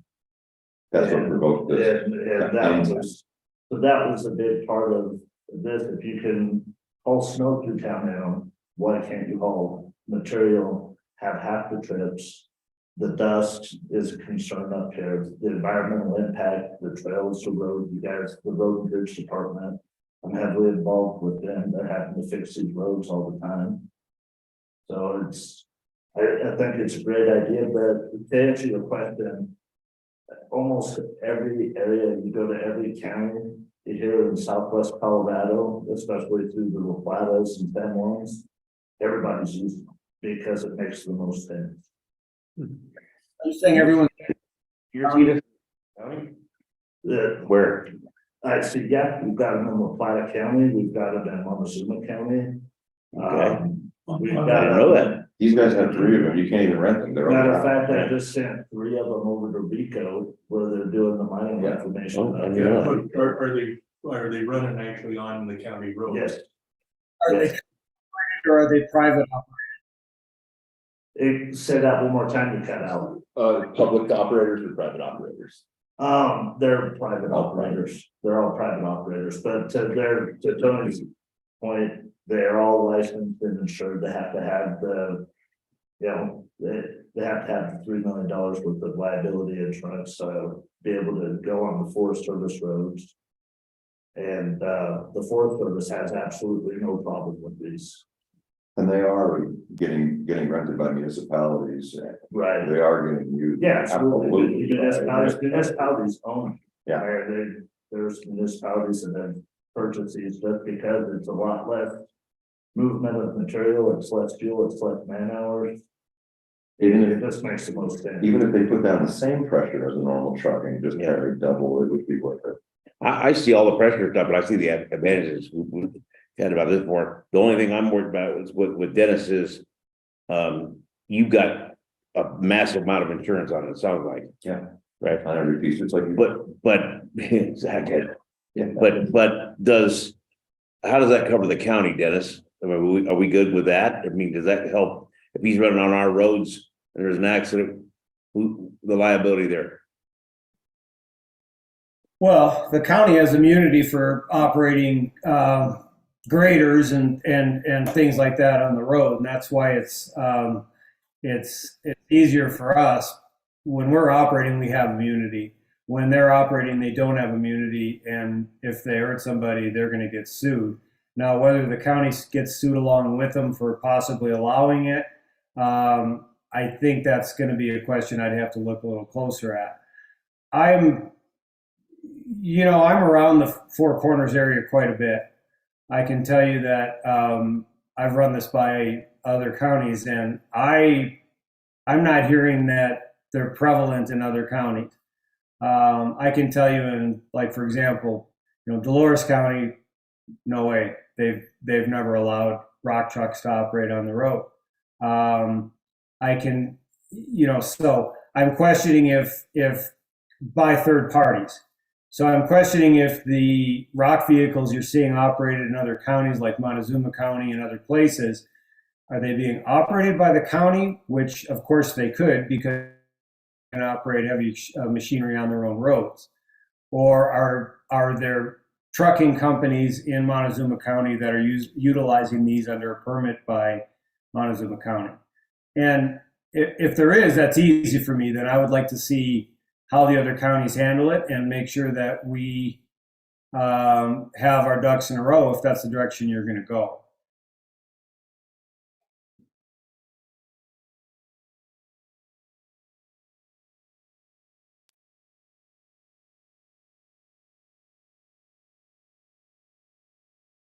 I guess if John Deere is leasing these machines to folks in Rico, I guess I do question whether this is being done in Dolores County, whether it was approved or not.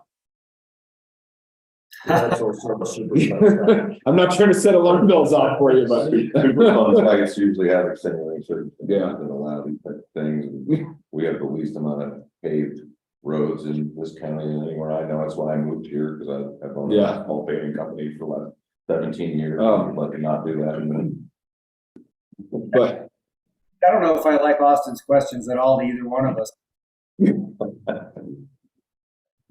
but I definitely think we could do a little bit of research and figure out what other counties are doing as far as permitting these vehicles too, because it sounds like we're probably not alone on this.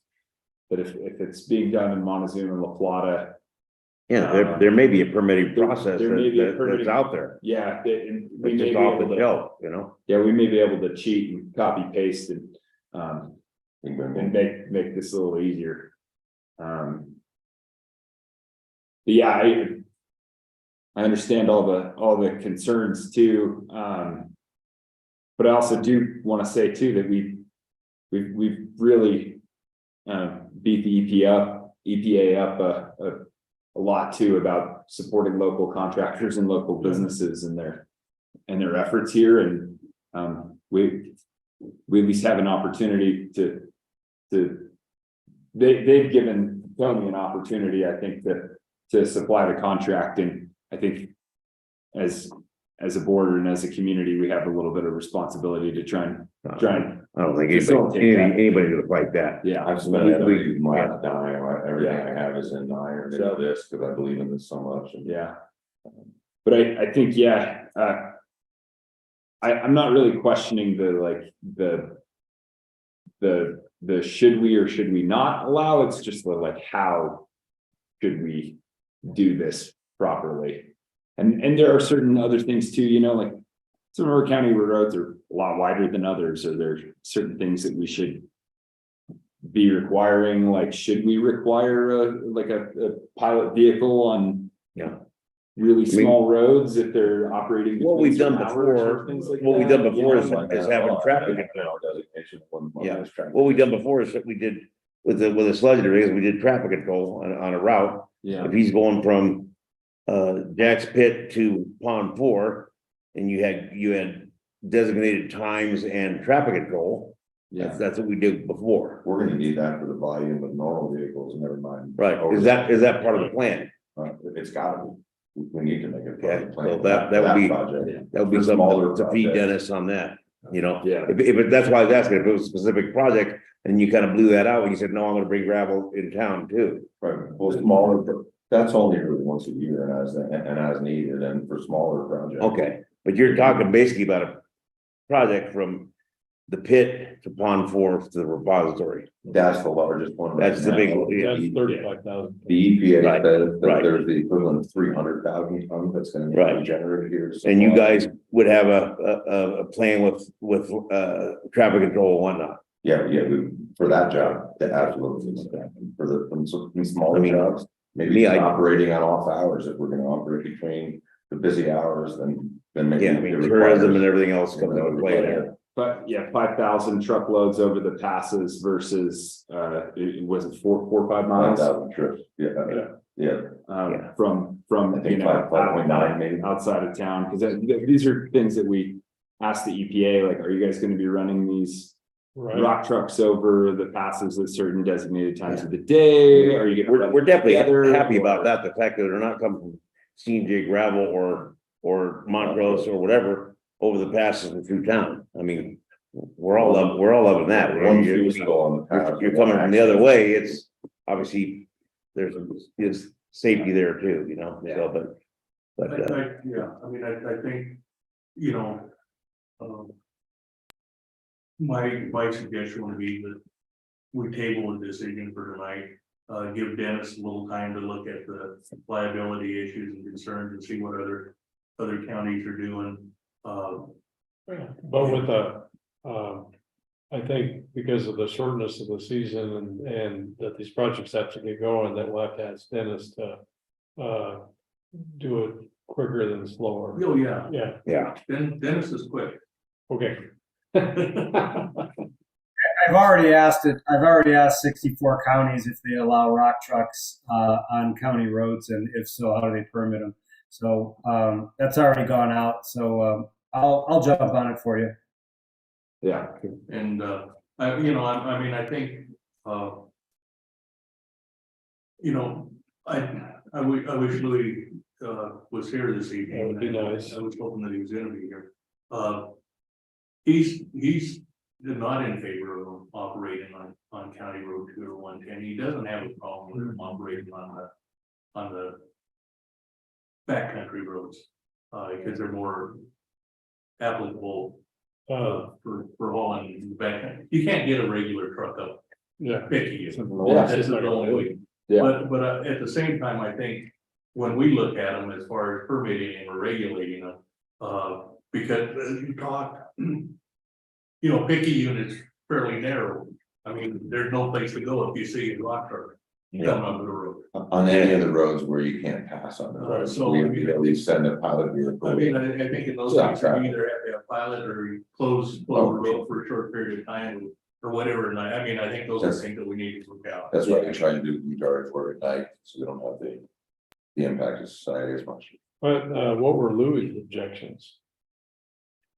You know, I think he was concerned about safety. Big trucks, a lot of traffic, you know, he just didn't think that was good mix. I'm not sure what other concerns he had. That's a big truck. Like I say, That was a question I had. How wide is a road grader? 14 with, say 14 with the blade. And On its side. and I'm, Yeah, 14 feet. when I'm driving, I Guess they're 11 foot. I don't mind meeting them. I mean, you can get past them on any of our normal roads from Eureka to here, so. Yeah, they can, We're talking something that says, how wide is a loader, like? More bigger. The town loaders are the exact same, their bucket width. Actually, depending on the bucket So like, that they grab, 14? exactly the same. No, same 10 as this truck, about 10.6. Okay, My loader bucket that works for the town is 11.8. And the largest loader bucket the town has, I believe, is 10.6, the same as this truck.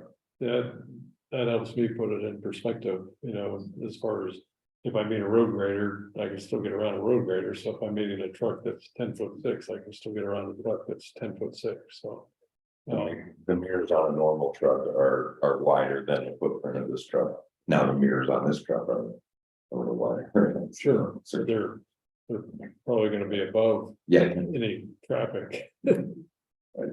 I like Willie's idea of tabling this for a little bit, just so Dennis can find out a few things as far as even the state stuff that you're talking about, Dennis, and then a couple of the other things that you're talking to other counties and see how they've dealt with it in the permitting. And then maybe shoot for next meeting or not. yeah, I mean, Yeah. yeah, like you said, The EPA want gravel over this. I've already been, even though the county sheriff said it was okay, I've already been put out of commission now for almost 2 weeks to make the town deliveries. I mean, Yeah, he's got, the construction window is small, like you said. Oh, it is, We need yeah. Dennis to, we're really backed up right now, and we're grateful to have work, and we feel blessed to be here doing it. Yeah. Okay, I'll get you. Jack has a question too. Could I just say something? Sure.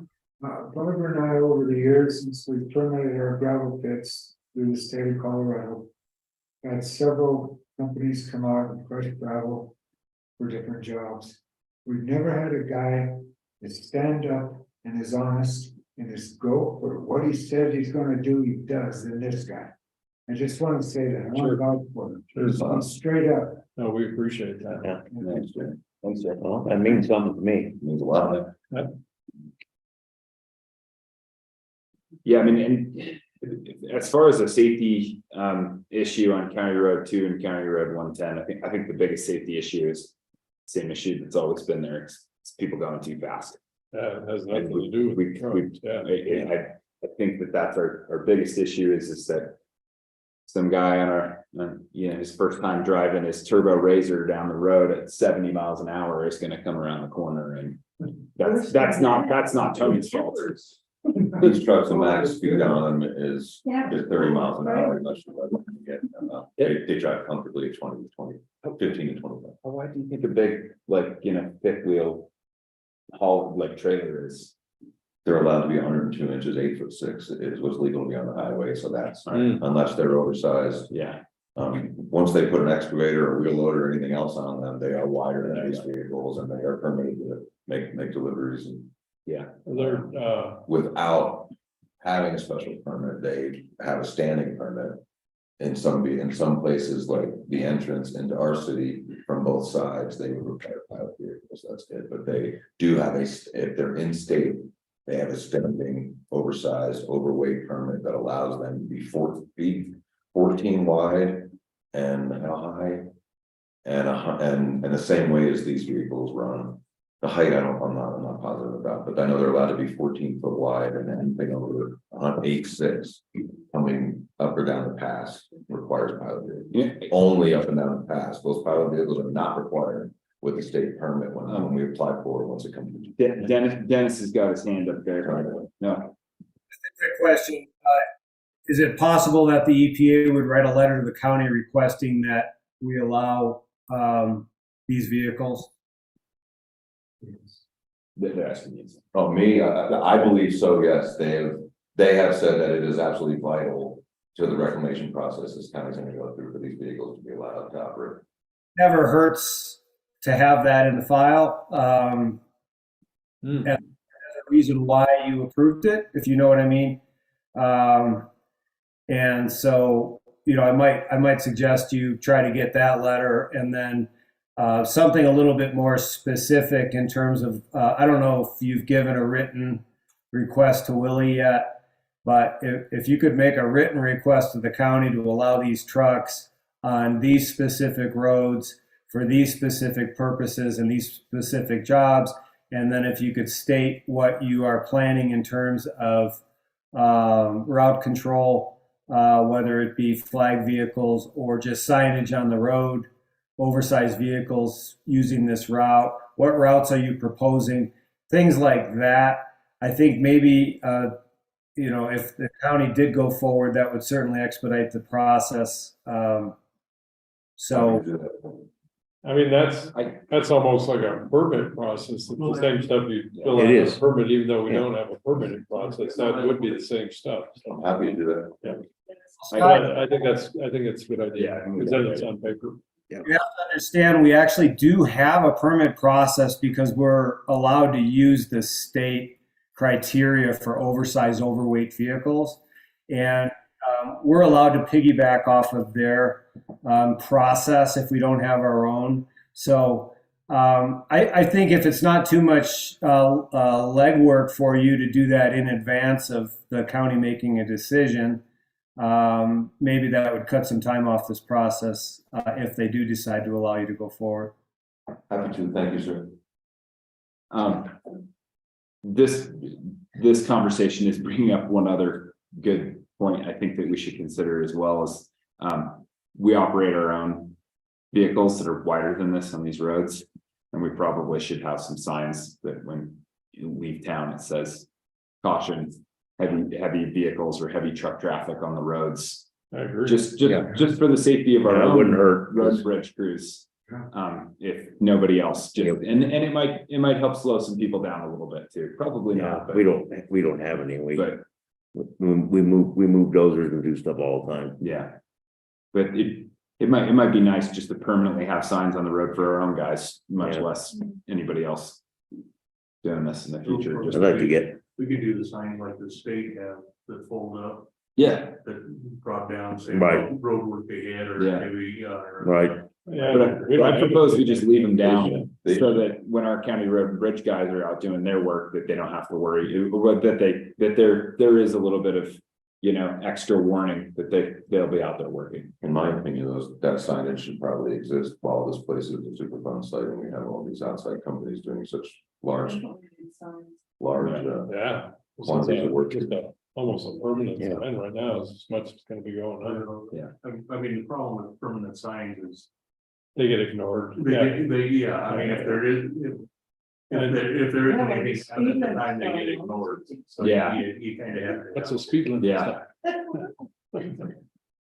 I was gonna ask, when the EPA was hauling the stuff from down, what were they hauling that in? They were hauling trucks. They're hauling it in, tons. So I'm sure they would be amicable at supporting his efforts because that was unrestricted. They use and them hauled also, out. they use the rock trucks in a. Going just up into Gladstone on their own, they use regular 10-wheelers and stuff. To haul the kitty mag. Oh, yeah, there was even Yeah. there was even pups, what do you call it? Trailer- Yeah, belly dumps and Yeah, dumps the whole thing. I've also been building a pup for this truck to significantly Yeah, reduce yeah. more trips. Good idea. So Yeah. it's an off-road pup and we could outfit that with a tanker. It also has a roll-off chassis on it. It's a very specialized unit. We could change bodies on this. So if we needed to go pump stuff fixed in the high country, we could drag this pup trailer into, say, Animas Forks, stage there, go around with a smaller unit that's four-wheel drive off-road unit, pump out the Fort Johns and use that as a dump site. And then bring that larger vessel out, just like every Johnny on the spot and every other company does, they have a tractor trailer that they dump into and the smaller vehicles come and because most places don't have this restricted facility like we have where they can dump directly into it. They have to send larger trucks to larger areas. I'm happy to tailor my vehicles and my purchases to serve the county, just like I am with the EPA and the city. So, just, table it for now, get a little research done by Dennis and then plan on, next meeting, making a decision. Yeah. This is one thing. It's in 2 weeks. Well, They can need another special meeting. Well, that sounds reasonable. Yeah, I don't know how much, more we can put in our attorney to make things. Yeah, that sounds more than reasonable to If me. he Thank gets- you very much. Get this stuff done and you do your legwork that he's asking you and Happy to away we go. have an attorney on it right away. Do we need to make motions to table things? I know in the town, we made motions to table, but I don't think we've ever done that really here. We have on some things, but mainly when it's like a public hearing or something, Okay, because this was just essentially a discussion item, there really wasn't anything okay, all right, before us. okay. I mean, I won't say there wasn't anything. No, before us, but I'm just it- curious, it's one of those, points of. no, I mean, you can't make a motion, but I just put down consensus of the commissioners. Okay, yeah, Okay. I think consensus is the table. Yes. Yeah. Thank you, Dan. all right. Yeah. Thank you. Tony. Thank you. Thank you. guys. Thank you for your time. Yeah. So,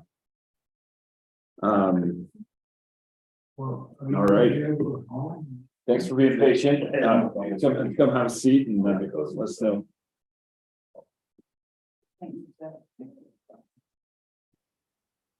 Thank you. See you, Barbara. See you, Jack. Just for the record, we state your name and the company you're representing. My name is Asa Oaks and I'm with Honda Equipment out of Durango, Colorado. Okay. You have a card? I just gave him one back and get one out of my truck before I leave. Yeah, I forgot to reload before I came in. no problem. So. All right, so tonight I'm talking to you, and unfortunately Louis is not here. We've been discussing this back and forth, which is the greater leases. That you guys use to snow removal, maintain all of the county roads with. The graders that you guys have currently, you bought back in the end of 2017. They're 2018 models.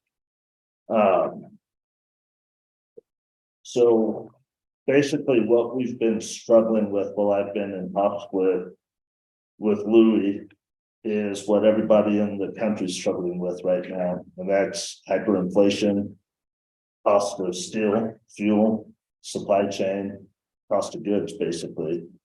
Unfortunately, we haven't dodged that bullet. We've got hit with it as John Deere and everybody else, and unfortunately our contractors, our counties, everybody, they feel the pain of this as well. When you guys bought these back in 2018, you put them on a 60-month lease. The lease was had an interest rate of 5.95%. And you had an annual payment. The annual payment was $21,011.40. That was per grader. That was per grader. Can you repeat that number again? Yeah, $22 $21,000. grand, basically. $21,011.40. The purchase price of those was $273,000, $417 at the time of purchase. It was 5 years ago. Since 5 years, we've obviously seen a lot of things happen in the world, and we've seen some changes there. So we're trying to keep you guys with this in close to budget as possible. The original plan was to bring out new motor graders, updated, 0 hours, outfit them the way that you guys specify that Louis wants his road crew to have for snow removal. And with doing that, the new price for county graders is $490,000 right now. So the price is almost doubled in 5 years. Which just sucks. That's And- ridiculous. and- That's the government price. That is the government price. My price is way up there, It just Your sucks. lease is actually matured in January, and we've been working with Deere Financial. We've been trying to figure this out. It's a complex math problem. The biggest problem is trying to be a good business partner and keep you guys within budget and be able to supply you guys with adequate gear. Is this a lease option to purchase? So the original lease was not a lease option to purchase. It was actually a lease with a buyback where common equipment would buy back the lease and then put you into new ones. Unfortunately, that's Are you buying back at the $273,000 price No. or buy back at $400,000? it was supposed to be at the I believe it was the 140, no, I'm sorry, 160,000. Oh, no. I'd have to look that over what the buyback was. They didn't put the buyback on this. But it wasn't, But because if it was an option, a lease purchase option, then that $273,000 purchase price would have been locked in, correct?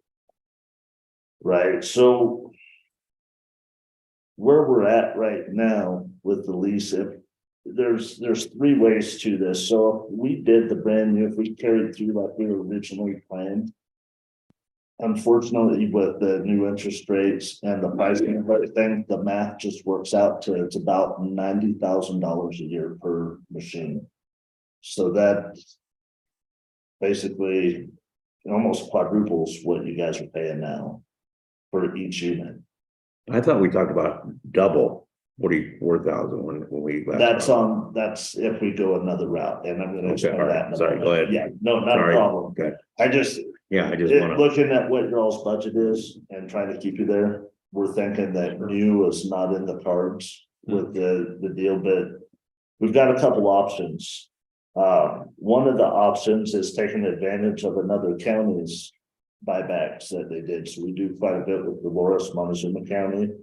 And we just upgraded them this year or this last year. And we received 14 graders back into our inventory that were low hours, basically used for snow removal, just basic road applications. Their terrain is actually a lot easier than what you guys deal with. So And what were the hours on these? one of them has 1,500 hours and one of them is about 2,000 hours. Okay, So I worked up some leases on these. Now, one of the advantages with these is the ones that you currently have, the warranty has expired with the lease. So there's no warranty on these right now that you guys currently have. With these, I'm able to actually cover warranty until October of 2027. And get you guys not the $90,000 a year, but we would be at $68,000 a year. And that would be for 72 months. But here's the catch, this will give you $1 buyout at the end, and then you guys own them. The reason that I'm proposing this is motor graders historically for road grading and everything have a life of about 20,000 hours. You guys only use an average of about 500 hours a year. This year was obviously a little bit more. You had 30 plus more snow days to deal with. So there's a little bit more grading going on. But this isn't a short-term deal. This is not the sprint. This is the marathon, and trying to figure out how we could somewhat make it make sense in the budget.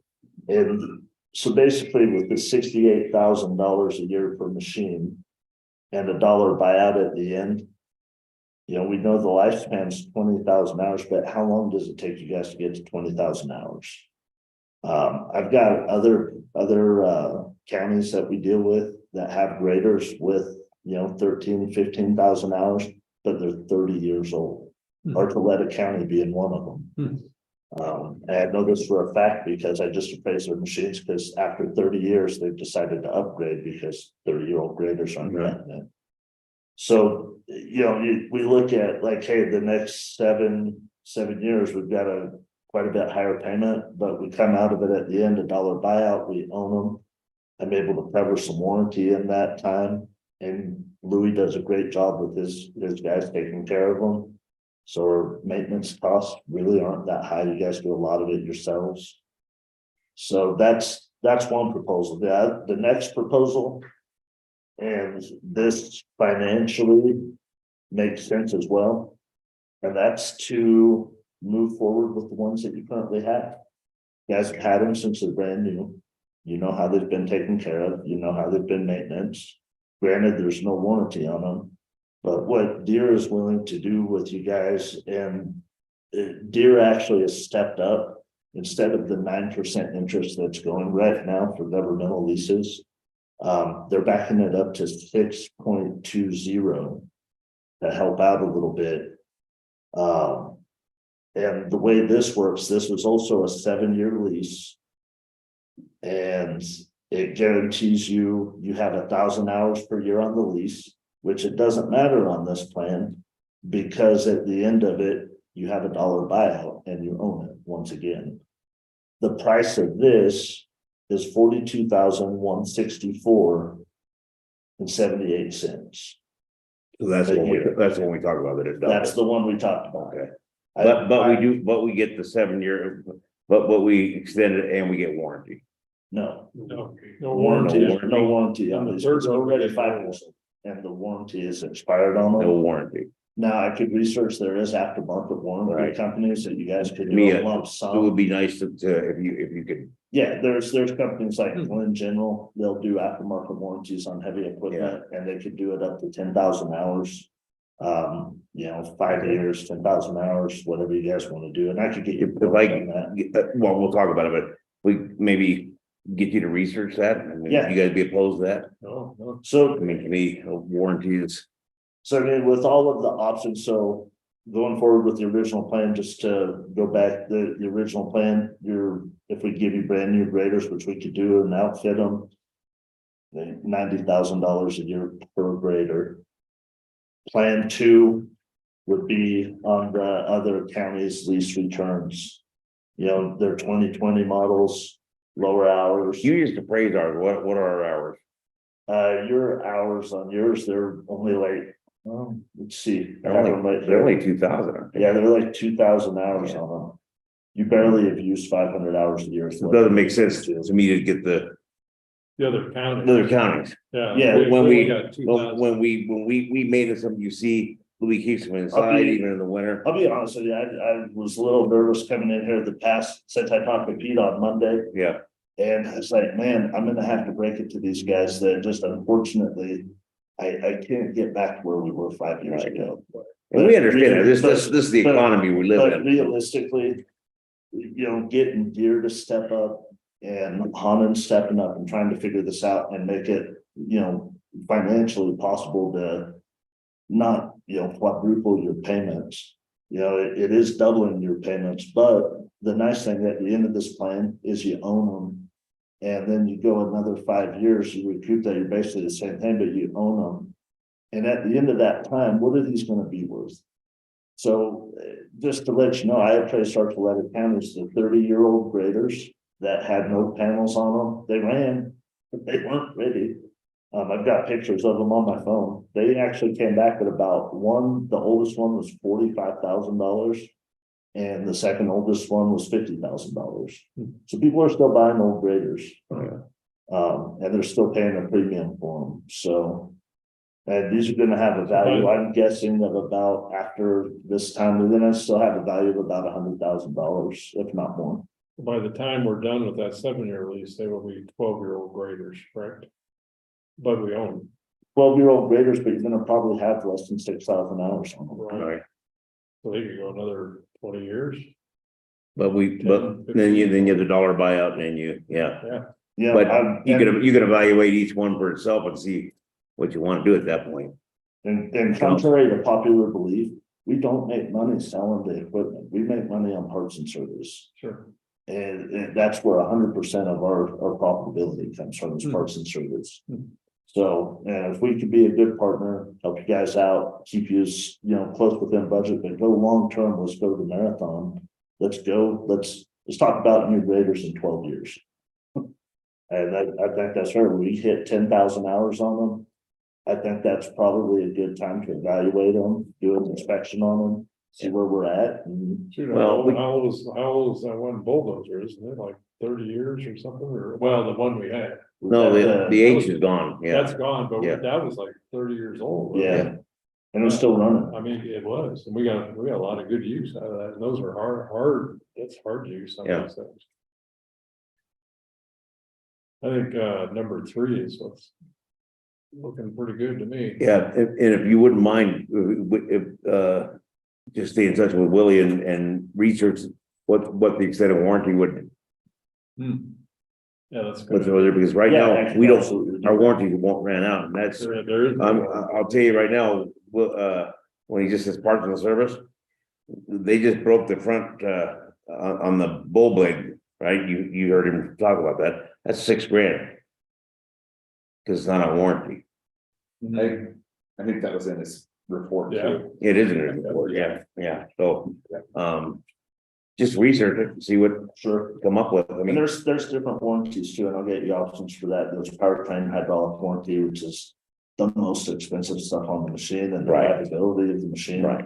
Got a comprehensive warranty we could look at, which is everything electrical, powertrain, hydraulics, so. but powertrain is hydraulic pump and everything. Everything. Yeah. I mean, it's, The second thing on these is electrical, Right, right? That's the biggest thing, is if you cover electrical, powertrain, hydraulics, Right. you're good to go. I mean, You don't- a hydraulic pump on those is what, 30, 45, 50 grand? If we put it in, Yeah, it's about 50 grand. exactly. Each one of these things, I'm gonna just. and it's because I mean, it's my world I live in, it's not They're a great, $500,000 machine now. And Right. They're not cheap to fix either. no. Here's a question out of ignorance. Do we need 2 road graders? Absolutely, You actually need 3. Yeah. To get by with No. two. Just, yeah, absolutely, so. unless you wanna close one road in the winter, I see, and also if you have one break down, you at least still got. You've gotta have it, yeah, you gotta have I it. see what you're saying. Yeah. I just wanted to ask. Yeah. And then, you know, one of the things on this too is you guys have what we call hum and pledge, because we consider this a business partnership. If there's catastrophic failure on one while it's being leased and we can't get it up and running, we'll work with you guys to get one out. I mean, if it's gonna be 2 weeks out for the part, we'll demo you guys grader for 2 weeks till you get back up and running. Right. So there's, you know, especially up here, you guys definitely, Or this if we have one a- would have been we have a- catastrophic. Or if we have a big mudslide or something. Yeah, like absolutely. that, yeah. Willie, as our financial officer, what are you thinking about all this? Well, I think we only have one option, and even now it's gonna be It's gonna be a push. Yeah, when we first started talking, we were hoping for, like I said, to add an excavator and all kinds of happiness. The economy we live in is not allowing us.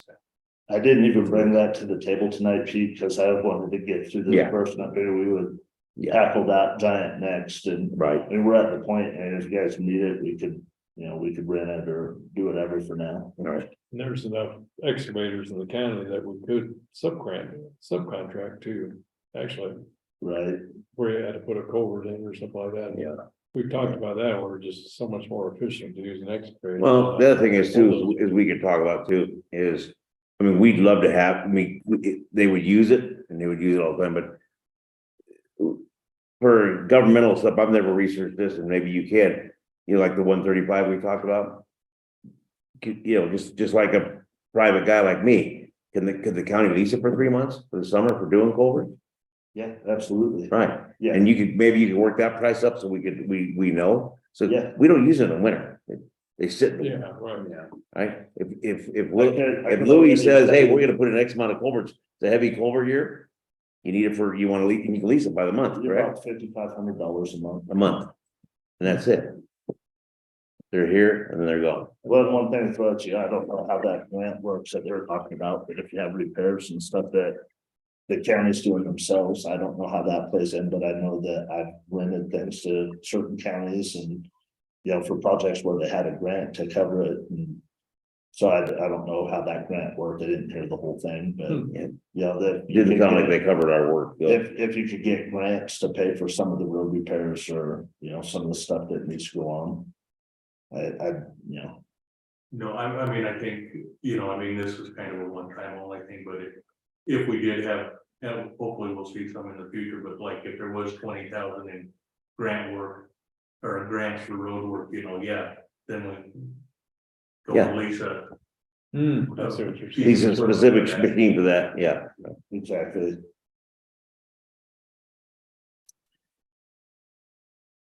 Okay, and then, of course, our main guy on the screen there is the one that's gonna have to review The documents. the documents. And he Absolutely. usually finds something that's wrong with them. We pay him extra for that. You guys are used to me, and I usually just point you back to the last 2 negotiations we did. And you guys are pretty good about saying, oh, yeah, that's right. You're the guy that needs that language. So I also wanted to point out Dolores County typically runs 7 graders. Just for comparison's sake, I think they're still running 7, but different county, a lot of roads, a lot of open roads, a lot of flat open roads. But 800 miles worth. Wow. Yeah. Look how many miles, look how many 100 miles we have, and we're doing it with 3 guys and 2 motor graders. and We're pretty efficient. we usually cycle graders through, and there's a lot of discussion over there that's been, I mean, as long as I can remember, it's been difficult to turn these graders back in with 1,500 hours on them. You know what I mean? It's, you know, you pay for them, and you don't even come close to the minimum. So I just wanted to comment, we turn in a lot of graders that are just like brand new. Anyway. Well, and Dennis, to your point, you know, historically, when they started this program, before COVID, before hyperinflation and everything else, you know, it was a great program because we could get you guys in at a low cost. Right. Keep the budget down, and the catch is the guaranteed buyback on these. We were actually paying close to 20% over what actual trade-in value was. And the reason why is because we would take them back in and we put them in a rental fleet. And, you know, then over time, we end up selling them. It was a great program for the counties, because the counties were getting them for close to $100,000, well, a little more than $100,000 less than your normal contractor. So Pete, in his business, if he came to me and wanted to buy a brand new grader today, he's 550,000 plus. And if he's like, hey, I can't afford that, well, now I've got governmental buyback graders that I could get to him for 300, 275, somewhere around there, that I could get to the normal contractor. So that's why we would do that, make the price point for the other customers, you know, make it work. But the problem is, what's ruined this program for everybody is two major things: the cost of goods and the interest rates on these have just gone through the roof. Yeah, really got it. So it doesn't make sense to do these 2-year buybacks anymore. And so what we're doing at Hana, we're switching gears ourselves. We did the last batch with Montezuma County and with Dolores, and we actually took some of their equity that they had from the others, because they had so many, they had quite a bit more. And they converted a couple of them in where they actually purchased them and did a buyout on them. And that's the plan. So now we're getting ready to have to sit down with them here in another 2 months and go with the next round of these for the guaranteed buybacks.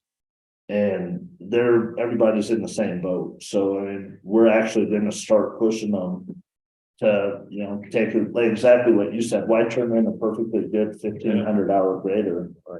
Let me cut you short for just a second. You have just appraised we have a little equity in ours also, correct? It was because we missed the January deadline. Oh, so were back and forth. we don't have that anymore. We're about even. Okay. And the best thing for it, and that's why we looked at this, the best thing on this, we figured the county's probably gonna want to go this route, is just convert what you had and do the buyout at the end. Okay. And so basically we're leasing the residual is basically what we're doing, just leasing the residual value of these. And then you guys own them at the end of 7 years. Actually, I'm saying 7 years, it's actually 6 years. 6 years. 32 months. Said 72 months. Yeah, 32 it's 6 years. More like buying a truck. But no, Dennis, to your point, yeah, it doesn't make the program just doesn't make sense if we ran it how we traditionally ran it in the past. And you know, I picked this up from my predecessor, and I don't know if Pete knows him, but Sam Loftman is who I took over for 2 years ago. So this was obviously put in place before my time. But We've always enjoyed working with you guys. So yeah, I get it. And yeah, I appreciate your hard work. Yeah. And when Sam did it, it was a completely different economy. So it's not like, yeah, it's not like Sam was that much better of a guy. It was a completely different economy, and it was a sweet deal back then. You know? Things were half the price.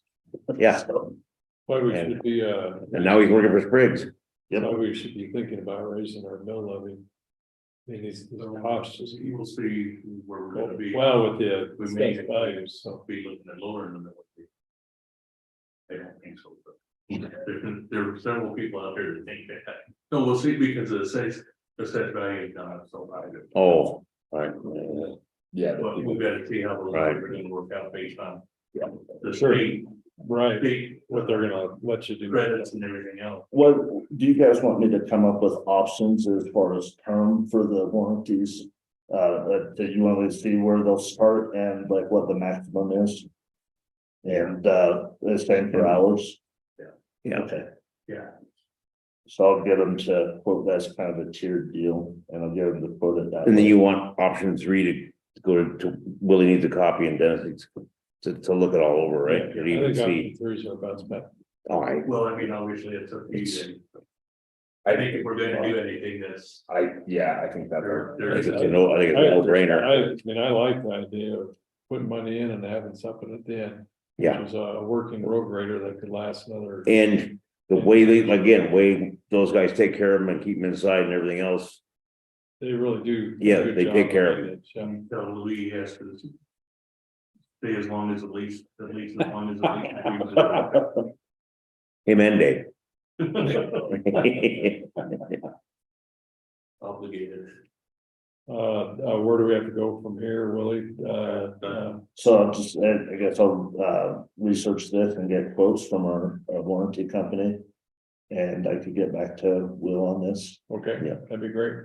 And that, and then once, and then Dennis just has to look over a contract that would be brought. Right, we have one. And I'll get, so that's one thing I could do is I'll get the lease contract for the 72-month dollar buyout on the current machines. I'll get the lease contracts for both of those because they will be separate. And then I'll get that to you and Dennis as well. Thank you. Well, you guys just need to exchange an email address and everything. You don't have any of that stuff. I'll give you my card and you could email me there. All right. All right. Appreciate it, Jason. Yeah. Hey, not a problem. I know we've Thanks for been, making the trip. I don't know if you guys know, but we've met several times hashing this out. We're, No, we appreciate that. and well, it didn't come up roses, let's put it that way. I just You know- appreciate you guys being understanding because we didn't want to come in and show you guys double the rate even on what you guys currently have. Right. We wanted to be where you were and the math just doesn't work out. I'm just amazed at what's happened. Oh, yeah. But it's happened from. Everywhere, everything. Jars of yogurt, you know. It's- Yeah. That's what it is. Do you have a ballpark number of what it would be to buy these machines? That would be good to have also. Yeah, I could get the current buyout if you just bought out the lease. That's a great point. I believe it's $217,703. That sounds, I think it was more than 200,000. Yeah, I think that's where we're at. That's the residual value of these. That's what we'd be financing, so that'd be the buyout as well. So we could buy those out for 217,000 Each. each. Right. We're looking at 42,000 times 6 years. That's actually a little more than the buyout. Yeah, it's $252,989 if you guys a term. It's the interest. Right. That's 6.2% interest, I so. mean, It's not bad. I would. No, not in this day and age. With the small amount of hours on that, is that, I mean, I don't know where we're gonna come up with that kind of money, but, Yeah, I don't think we can, but it's an interesting option, just do a straight Yeah. buyout, because that's where your biggest savings you're gonna Oh, be, just yeah. doing a straight buyout. but I don't think we got it anywhere. But it, I just kind of wondered, what the number was. Yeah. I should love. And the only I way think to it's a keep good it, question. the only way to keep in budget is to put $100,000 towards each one of these. And then still do the 72-month term on the, financing the lease, the residual. That would be about the only way, the way the math would work out, would be the only way to keep it within budget right now. It'd be 100 or should it be? Well, yeah, because it's doubled, the. Right. So that's just doing rough math in my head, but.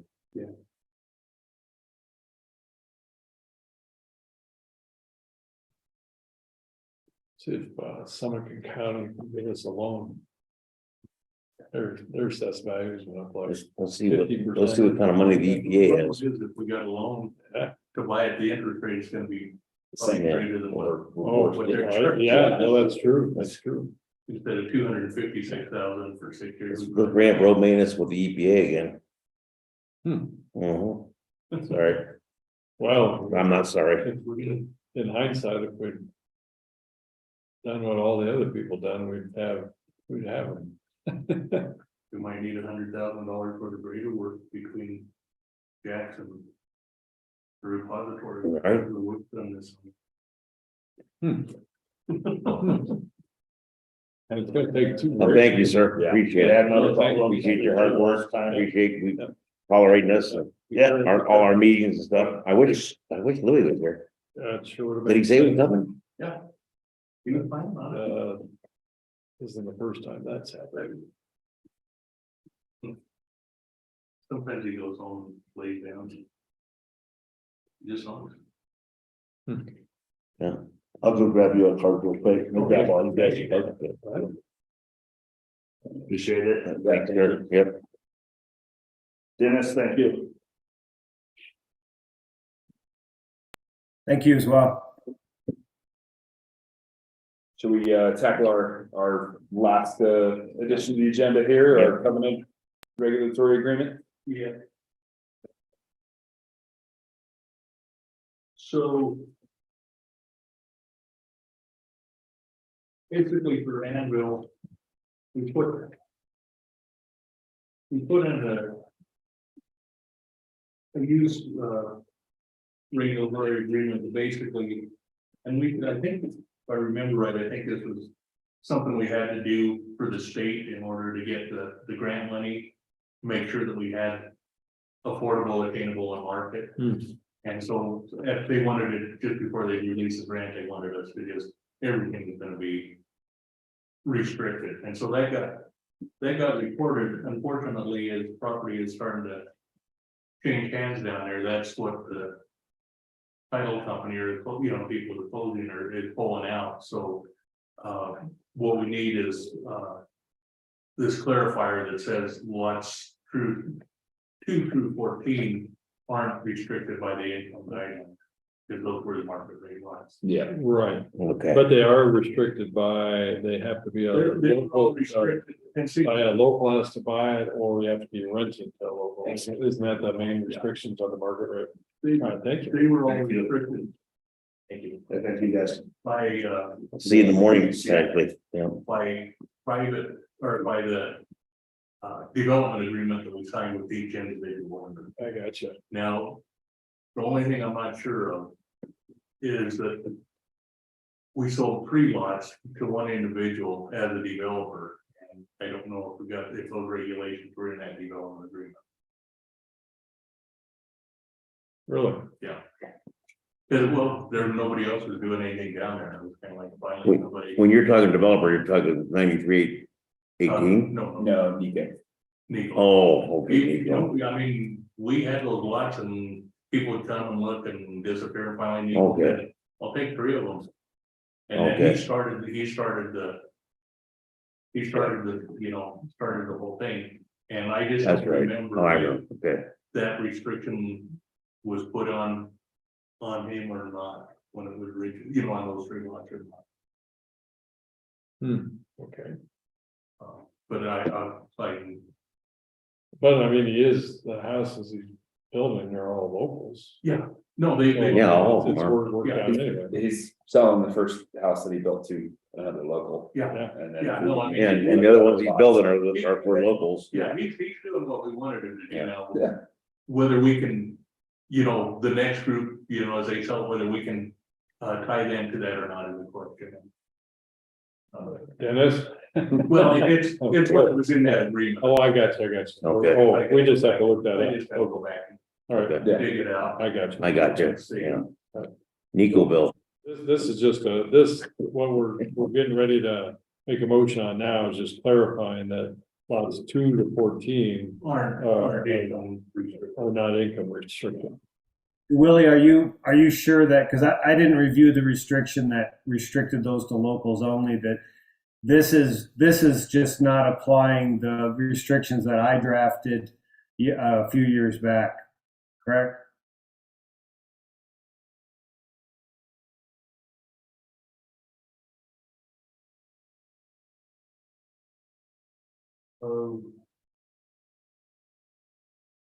Yeah. I'm not, I'm not sure, Dennis. Okay, maybe we should maybe we should touch base on that, because I wasn't crystal clear. I was somewhat relying on Anthony when he was basically saying the restrictions that we put in place, I say a couple of years ago, I think it was 2 or 3 years ago, don't apply to that, don't apply to those specific lots. But I'm not entirely sure what restrictions do apply to those lots. So unless you're 100% sure, then we should probably confirm. Because most of this looks like, on the back page is the attainable affordable restrictions, right? Because I didn't think, in my conversation with Anthony, I didn't think that there were restrictions on those. He just called them market lots. No, we did, I'm sure we had restrictions on those market lots. Yeah.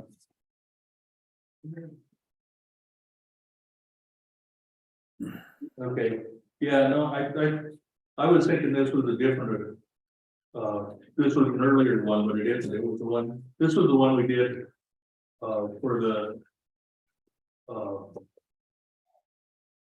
the attainable, but we didn't spell out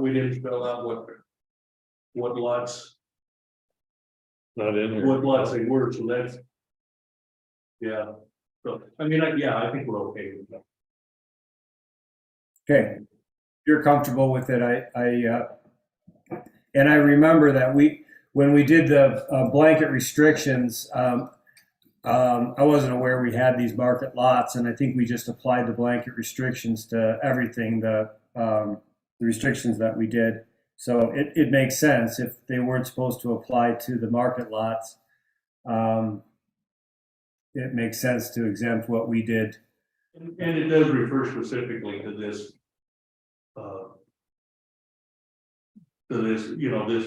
the one that we did a couple of years ago, so. My only question is, are we sure that there are other restrictions elsewhere on deeds or somewhere else that says locals only or whatever? Yeah. Okay. Yeah, and, yeah, I think we can prove this, tonight, and then, Dennis suggested that we actually have you sign this in front of the notary. Sure. So, and I'll check a couple of things just to make sure that. Before you get that, I think. before you sign it. Yeah. Sure. I think I confused myself. Thanks, Willie. Pretty easy to do. So, I've still have a little problem with it. It says, the restrictions set forth in this filed under the reception number do not apply or attach to the market rate lots, but there's a couple of these things that I thought did apply. Like the owner has to work or live in San Juan County or no, live in San Juan County. Yeah.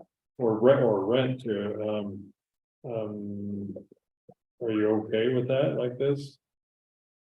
Am I just getting? Is it okay to have just the individual agreements on the market rate lots?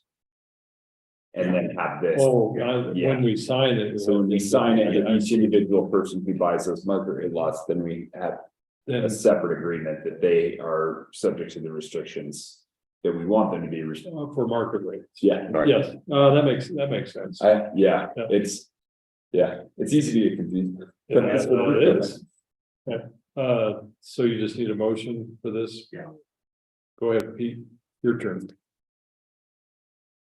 Okay, so we want a motion for you want it just for the lots 2 through 14, or we want to? I'll do it. The use covenant regulatory agreement clarification. Yeah. Involving lots 2 through 14. Yeah. Second. All right, all in favor? Aye. All right.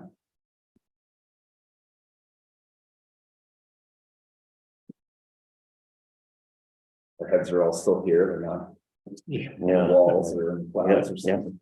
And we're on TV. Yeah.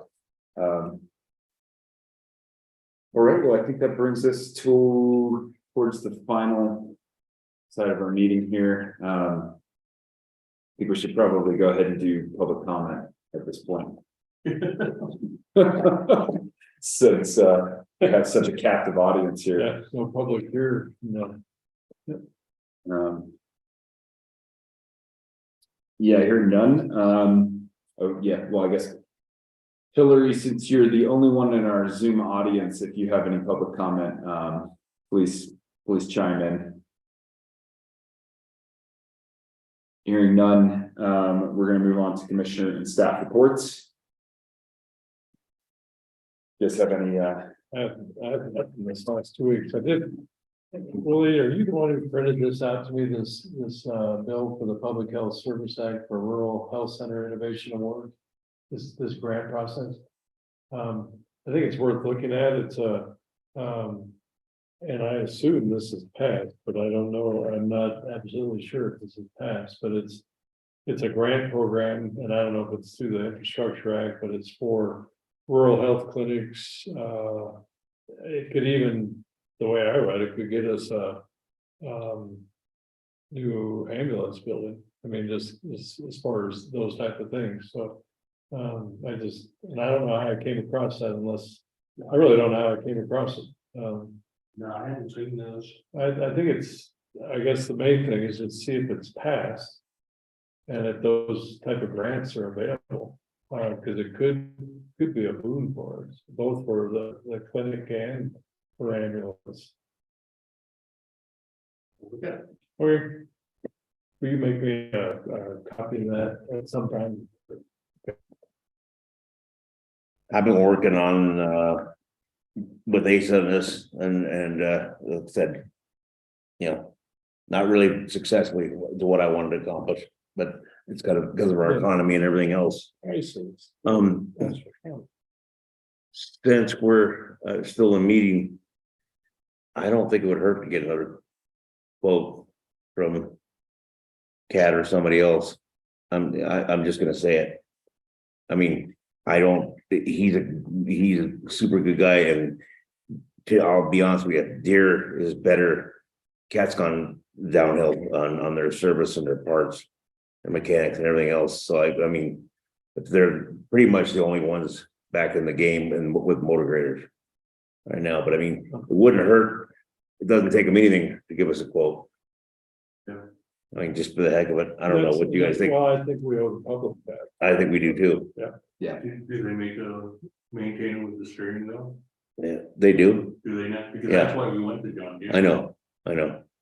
Because they just had to. Well, and the other thing is, the way it is now with Rusty here, if we were getting new gear, Rusty wanted the one way and then Willie wanted the other. You can get one of each. It is an option, but I'm just thinking,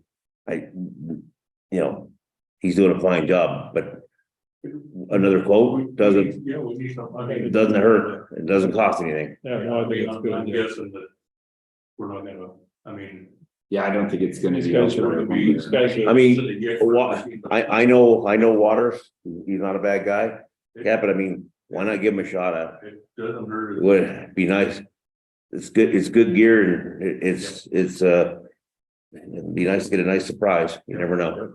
And I'll tell you something right now, Cat used to be so much on top that they wouldn't bother, unless you're Gene Bonds or Peter Keywood or something, they really wouldn't give you the time of day. They're not on top anymore. And they're maybe a little hungry.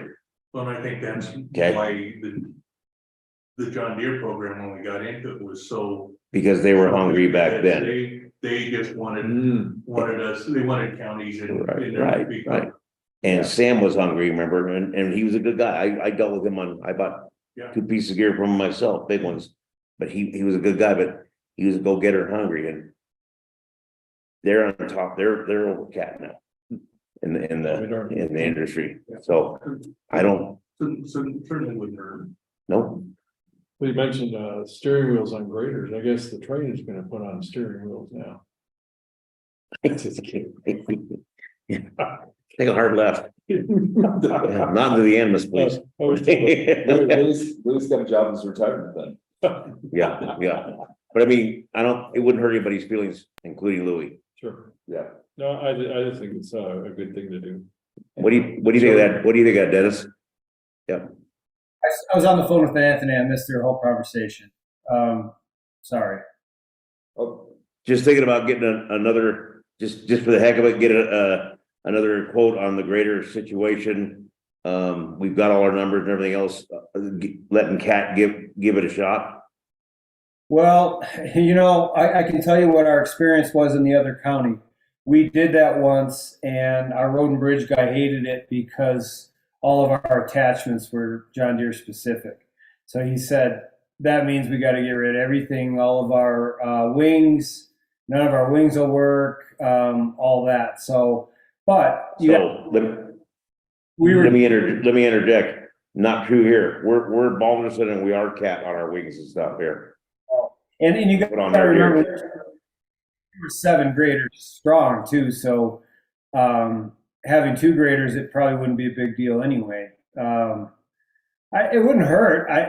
I certainly, with the numbers jumping like they did, it's probably a good idea. And I mean, some people would say, why wouldn't you do that? I think Scott's completely right. We owe it to the public. Yeah. Yes. Yeah, we owe it to the city. And it's free. Yeah, Yeah. yeah. Something, I'm gonna get him. Yeah, sure. I'm gonna do it. Yeah. Okay. I mean, do you mind doing it? No. I mean, I don't have all those, but I just get them up there. Get them up to Louis and yeah, I'll do it. Yeah. Give us a ballpark number. Sure. Yes, what were you gonna say? the Anvil Mountain thing was bothering me a little bit. I just called Anthony, and him and I were talking, and we agreed that that document could be clarified a little bit more. So he's going to revise it tomorrow, Willie, and he's going to add the language that says the market lots are restricted by That's what I was thinking. document at reception number ... So that way we have it all in the same document, and it'll be recorded like that. And so Anthony's going to get with you tomorrow and get your revision on that. But I think your approval of the document can stand if the board's okay with that. Yeah. Okay. Yeah, I think it just adds. But I do like No, I those restrictions being put that we know are there, should be in that document. Yeah. I don't know, I mean, that's what I was gonna check. Yeah, if it's easy to do it, I think we That's should, under yeah. control, but Yeah. This is better. It'll be done tomorrow. Yeah. All right. Do you have anything? Willie and Jim Donovan and I had a meeting with several of our neighbors down south. Oh, with Bill White. With Phil Wise, the Attorney General. Yep. We didn't get great notice for it. Marcia did actually email me about it. Not much after you had sent us that email too, but we sat down. There's $7 million, between $5 and $7 million coming through from the EPA to the state that is going to trickle down into our counties, plural, and affected folks for the Gold King spill. And our neighbors to the south are in a very similar position that we are, as to they haven't gotten anything from this either.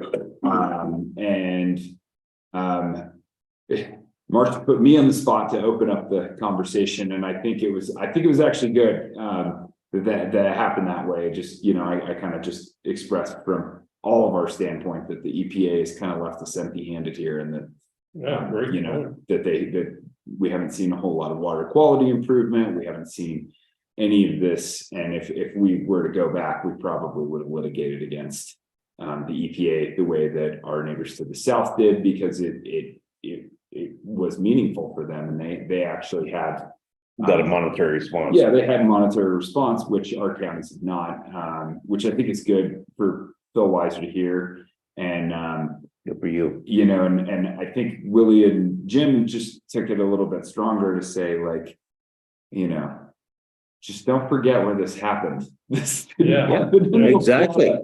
And these are good on you. That's great. These are, it happened here. we all want to play good neighbors here, but you know, our county often gets steamrolled by larger counties around us. So we And were super fun because we were worried about getting steamrolled by all your guys. yeah, I mean, I offended the Nevada County Commissioner a little bit, because I said, you know, yeah, we've been steamrolled by, yeah, you know, bigger players and, including our neighbors to the south, and Yeah. Nevada County was like, you know, we try to work with you, and it's like, I understand that, but remember, the city of Durango threatened us if we didn't do the super fund. They were gonna gonna do do it it. for us. Yeah. Right, yeah. And, Remember, I do remember that. but I think the mayor quoted that. in the paper. he was on the. Yeah. Big deadline. Yeah. I was on town council when that And, happened. yeah, no, and well, another thing that was just irking me a little bit. I mean, the whole thing irked me a little bit because we found out about it in the newspaper before we got an invitation to it. I mean, it was focused for Nevada County. Yeah, Well, there's case in point right there. Case in point right there. That. Not even an invitation. yeah, The Attorney General kept, you know, as a conversation, and Austin did a great job opening it up. I yeah, mean, he really did. Okay. And, but the Attorney General kept going to, we had a couple of CAG people there. And he kept going to them, well, what do you guys think? You know, you're the CAG, you got a handle on this. And it's like, you know, that's, the CAG is different than, you know, their Yeah. priorities are different than ours. And, you know, I'm all for working together, but it's like, you know, understand that what they want isn't necessarily what we need up here. that was. Was he using the CAG kind of dancing around a little bit? He was dancing around us a little bit. I Yeah, think. yeah. Yeah. He's dancing around specifically around, I think Will's comments, you know, too in there, but I think.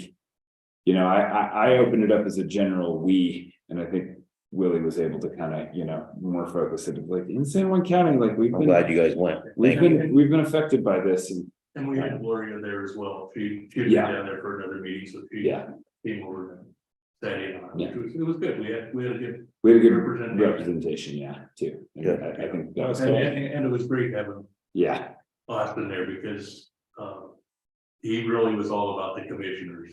yeah, he was, yeah, it was good too, because I kind of walked in right as it was starting up and Mark was like, sit next to me, so it was Matt Salka and Marcia and I sitting next to Phil Weiser. Nice. Unfortunately, my daughter was having a meltdown at the end of the first hour because I wanted to stay afterwards. He had two meetings. He had one where he was talking about where we were just specifically talking about the EPA settlement for the first hour, and then there was a whole nother hour where he was talking about all of like kind of his main priorities for the state right now, which was great information to hear about. He's big time into reducing, you know, effective opioid stuff in our counties. He was really passionate about making sure that our social media presence isn't destroying young people.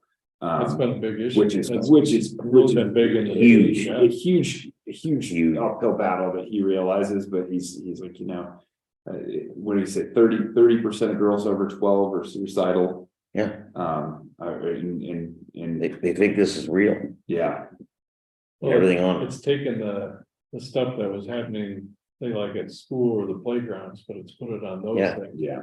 And even worse then bullying. Yeah. Yeah. and so cyberbullying, things like that, he was taken really seriously. And then I didn't get to stay for the third item, do you remember? A lot about the proposed merger between Kroger's. Kroger's and Bob Safeway. Albertsons. Yeah.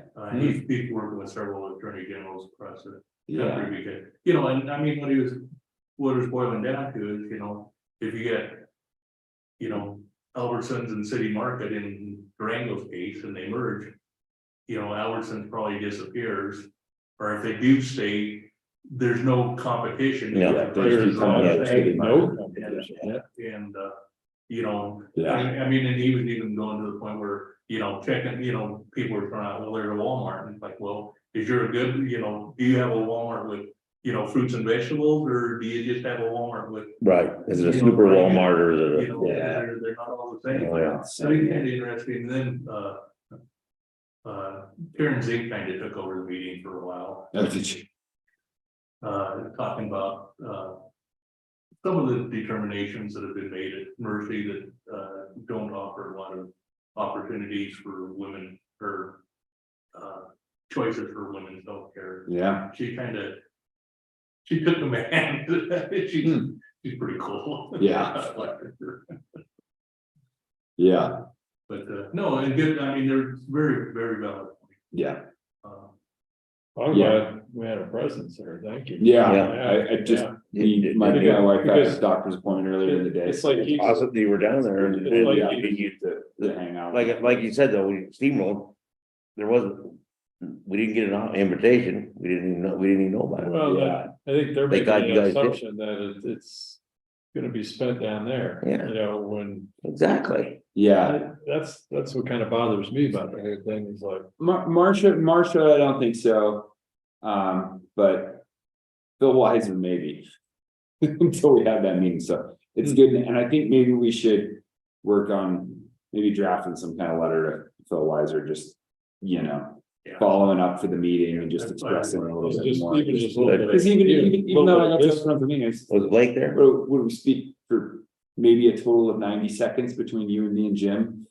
Probably in the Oh, is whole that meeting. right? Really? That's probably about all the word that we got in, and it was, I mean, I think what we got in was really powerful and really good, but. We both got quoted in the Durango Herald, so. Yeah, That's they, all that- they- There you go. they didn't put anybody else, so, Yeah, that's good. There Blake, you go. Blake who? Blake. Blake's still, kind of, Okay. not, He was, we got voted, oh, I didn't know that, okay. was Clyde is the third. It's Clyde. Clyde? Yeah. Yeah. Clyde's the Okay, third. sorry. Yeah, which is a little surprising, because Clyde's the water guy Yeah, in La Plata. So, but yeah, and then there was a lot of folks from, San Juan Basin Health and, some of the CAG members were there. well, and, I mean, a lot of these organizations, that I'm sure they just. $6,000 Like Trout Unlimited. Yeah. Oh, yeah. Yeah, and another thing that they were really all about too was like, well, you know, this money, we need to, you know, we won't be spending it all at once because. You know, we'll be dealing with this for a long time, and it's like, yeah, you bet, as the state of Colorado, you better hold on to some of that money so that you can continue to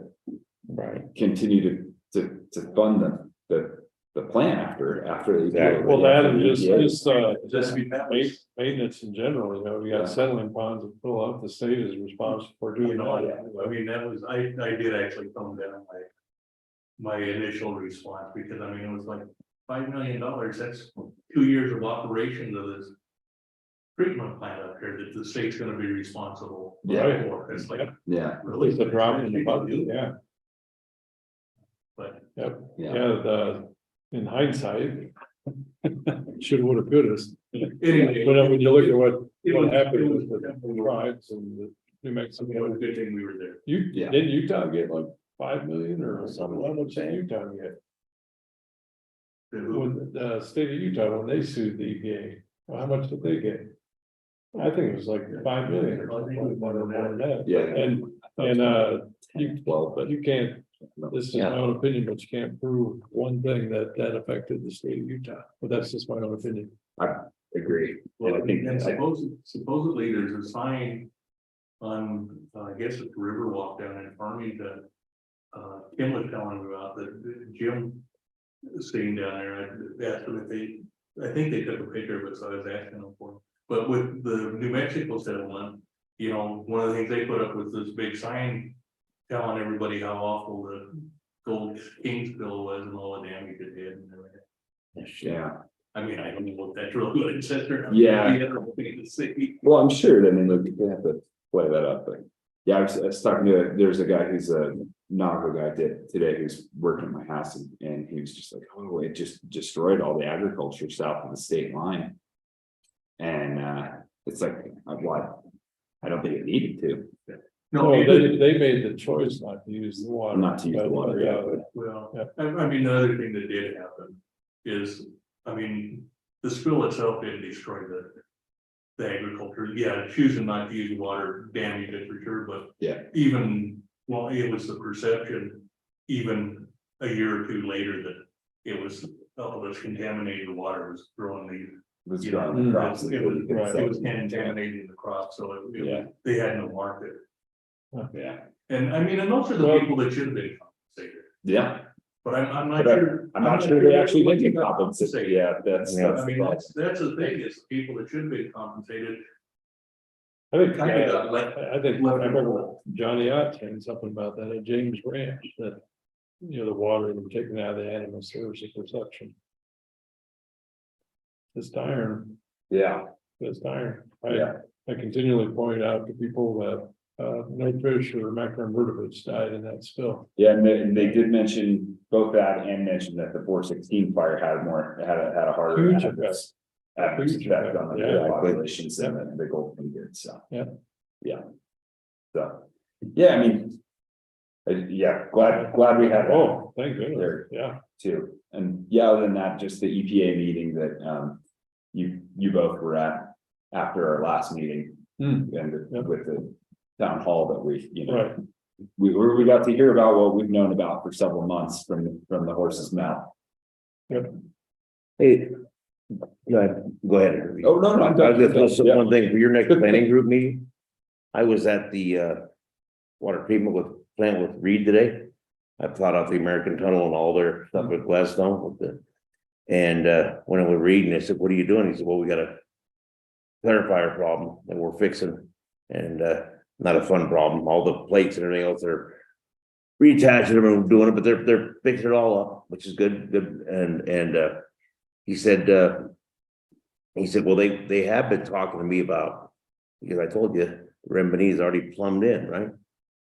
Just needs a turn of the gate valve. yeah, But he said they were talking to him about the Red Bonita mogul and the rest of that drainage over there of actually starting to treat it. Since he's hearing that, it would be good for you to maybe mention that. I mean, Nudge them in that direction. makes sense, I mean. oh my Yeah. God, I mean, that's why they got the extra clarifier, Scott. I mean, why wouldn't you? Why wouldn't you take care of that whole? they just treat. No, let it go right by there. Red Bonita was Sunnyside treating the whole creek above, everything, yeah, and that makes sense. And then everything. You cut the metal content, at least 40% in the whole. At least you're covering that whole, Yeah, at Right? least 40%. Yeah. so That's, just food for thought. and we do bring that up, it's like, why are you not focusing here and doing all these little projects that will show nothing, not even, I bet 1%, you know, it's like, stop doing that stuff, the forest queen or whatever, and be doing, that's where we should be working, because that's where you can get the most, and I could see, work at like Howardsville, and even, I don't think they pinpointed that yet, but you know, what effect are all those Sunnyside tailings, especially from Mini Gold Jump having, you know, Right. I'm just curious about that, but really, your main focus should be cement creek. I think that, you know, there was something about cleaning up water when we started this thing. Okay. You know. Yeah, that's a good comment. No. I thought that's what it was. Yeah, 75 million to $100 million. I mean, later. we have 7 years, we have absolutely studied this thing to death. And Hennis was It's right time on, for he that. says nothing's been accomplished besides the kitty mag, which I think was a good project. I can't see anything else that's been accomplished yet besides talk and sampling and the water treatment. and they've got the Right. water treatment plant. Partial water Yes, treatment. yes. Yeah, even if they just turn the valve. Yeah. And that's just one, but they And could absolutely do the others. and It's see what right there. happens, see what happens to your samples downstream then. It's like, now we're treating two things. Let's see what happens. Exactly, Scott, it's real data that you can see. Yeah, yeah, or let the So. thing fill up and see what happens, you know, they Yeah. never did that either. I think we're set. Yeah, Oh, I think so. Well, that's all right. Yeah. Keep doing. Oh, Willie's got something. Just run by you real quick. Okay, One is in your packet, I put a list of the improvement permits since the first of the year. dealt yep. with. And then I actually put one on the table in front of you tonight that clarified it a little bit. Because under process, you know, it looked like everything was in administrative review, which means that it hasn't, and some of them that have to go through full review they haven't completed the application, so I haven't gotten to planning commission. So I wanted to break that down that, you know, some of them are just administrative review, actually quite a few of them, because they're houses in subdivision, so Right. you won't ever There's so see them. much, yeah. But I just wanted to make that clear that, you know, some of these will come in front of you. Are you feeling like this is affecting your personal workload that you're doing? You know, Because It's, Um, it's. it should be taken away from You know, your normal duties. I mean, there's some things that I would like to do that I'm not getting to, but that's always the case. Right. You know, it's not bad, and I think I'm managing the. You don't feel overwhelmed? I'm not feeling overwhelmed I yet. mean, if you look at the time we're spending with all this EPA stuff, that takes you away from all of us, from things that we should be doing, you know, and we've never been reimbursed for that. Well, we will be, I hope so. that's in that cooperative agreement. Good. Some of our hours. It should be. Yeah. The other thing I wanted to point out real quick is, the email from the clinic that Lois is Right. retiring and they're gonna have it open house. I'm still hoping to have her Do a thing here? at a commissioners meeting, hopefully the first one in June, and recognize her And so it's a Yeah. huge loss. and along with Mike and Jeff. Yeah. So hopefully we can make that work. And then, Thornton, the town is doing an info night and, in large part for a lot of some of the people that come and ask questions, I'm gonna, sit in on that. Gloria asked if I'd come and provide county information, so I'll probably talk about, property tax and, a water truck, and there's not a whole lot that is real exciting going on in the county right now. And then you've seen the Baker Park groundbreaking. Right. Yeah. Thing, we talked about that. And yeah, that was it. That's the other thing I wanted to say before you go. So just I'd spoken to Clem and he was asking about how about kind of what it looked like for getting county equipment up to start working on that parking lot there, because they're starting to do their groundbreaking stuff in July 15th, and wondering if we could get somebody with a dozer up there to clear some space before they start. Because it'd be nice if they could stage equipment and things like that, and not on the county road or not on the, you know, when they start doing that. So. I mean, you know, the idea was whenever Louis had some downtime, to go up there and work. Yeah. But I think, another thing is that BLM didn't want us to do any earthwork up there until we actually had a final meeting with the engineer, but, Okay. we can, you know, if we can get that scheduled here shortly, and probably have Louis run the dozer up there and at least do a little, I mean, I'm not sure exactly what Clem wants, but I don't, you know, I think. Yeah, some of that work, and I think that, I don't know if the BLM folks are asking about it too, but he had just asked me like, hey, you know, is that still on the docket, and is it still something that we could maybe accomplish before? What was the time frame on it? Well, just their groundbreaking July 15th, because they have a really short season to be working up there. And so, Right. I think for them, mostly, I think, you know, they wanted to have the groundbreaking ceremony and have, you know, it'd be nice if some work was actually started. Which would be good, but I think, you know, for them Just too, kind they're of- gonna have a mini excavator and some other equipment up there, and they'd rather not have it, you know, just like on the county road or have to move it every I day. think you pretty much get it up there. Yeah, I hope so, but yeah, I mean, it's not, it's not. and, you know, maybe you have Louis run the dozer up there a little bit to Yeah, smooth it out a little bit, but I mean, as far as getting things on site, I don't. I think the access is still kind of the same as when it was a quarry, Yeah. right? It's Yeah. still kind of I think a it's a little gradual road going up yeah, there. yeah. So, I don't know how much it'll take Yeah. and whatnot too, but yeah, I did. he peppered me in, so I was gonna ask Louis about it in the meeting tonight, you know, if he Yeah, was I know, here. that's So what I we was- thought that, yeah, Yeah, I figured you know, I did mention it to Louis that, you know, yeah, try to. Budget some time for up there. yeah. Is there anything I should follow up with Plum about like, does he need to rope in the engineers and get us some final? That, you know, Yeah, or anything too. I mean, that's, you know, talking with Megan, that, you know, Okay.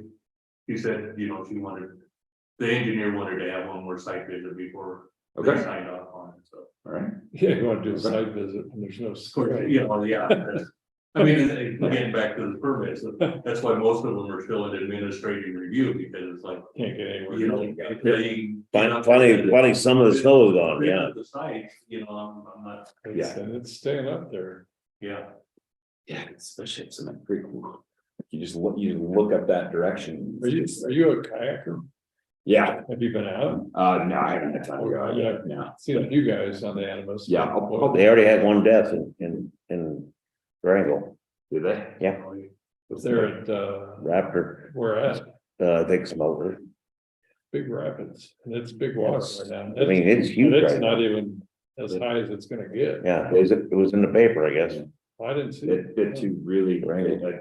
Brent, he's lived here, who's up in Idaho, and they had one day on the Lochsal, which is not a like, serious river, but they had one guy who they revived on the side of the river, and another guy who, I guess he had a heart attack in his boat when he was going through the rapids, and he did not make it, so. Wow. Yeah. But yeah, it's, I mean, with that day that we met with Phil last week, the river in Durango was running over $4,000 already. And it can go to like 8 or 7 or something like that. I mean, 2000 and, was it 2005 or 2006? It got almost to 10 grand. wow. Yeah, I remember seeing this aerial footage of the Animas Valley and how much it was expanding I out. think we're hiking up on Animus Mountain when, Yeah. end of the whole thing, everything was a lake right there. It was pretty impressive. There's a good little area too, if you go up Florida Road. And then there's a subdivision that basically never got built up there, but it's really close to the rock slide area. That'd be a really good area to go watch. Watch the river get bigger. But yeah, these cooler days, I think are good to kind of help, keep the. I'm just worried they're. Low. Yeah, but the rain on top of it is not helping. I just Yeah, worry that that is not putting off the inevitable, and all of a sudden we're gonna have 2 or 3 hot days, and then it's all gonna come down. Yeah. It's been working pretty good. I mean, it gets warm for a couple days and then it cools down. It seems more gradual, but we'll But see. boy, if it gets hot and. Yeah, I'm days are. just looking at this north face of Sultan, and stuff, it's like, holy cow, a couple hot days, man, it's gonna go. Yeah. We're in that season. All set? All right, yeah. Okay. This meeting's adjourned. Okay, thanks, everyone. Good night. Thanks, Dennis. Yeah, thank you, Dennis. Have a good night. Thanks. Good night. Are we on? All right. Are we on? Okay. Tell me when we're on. And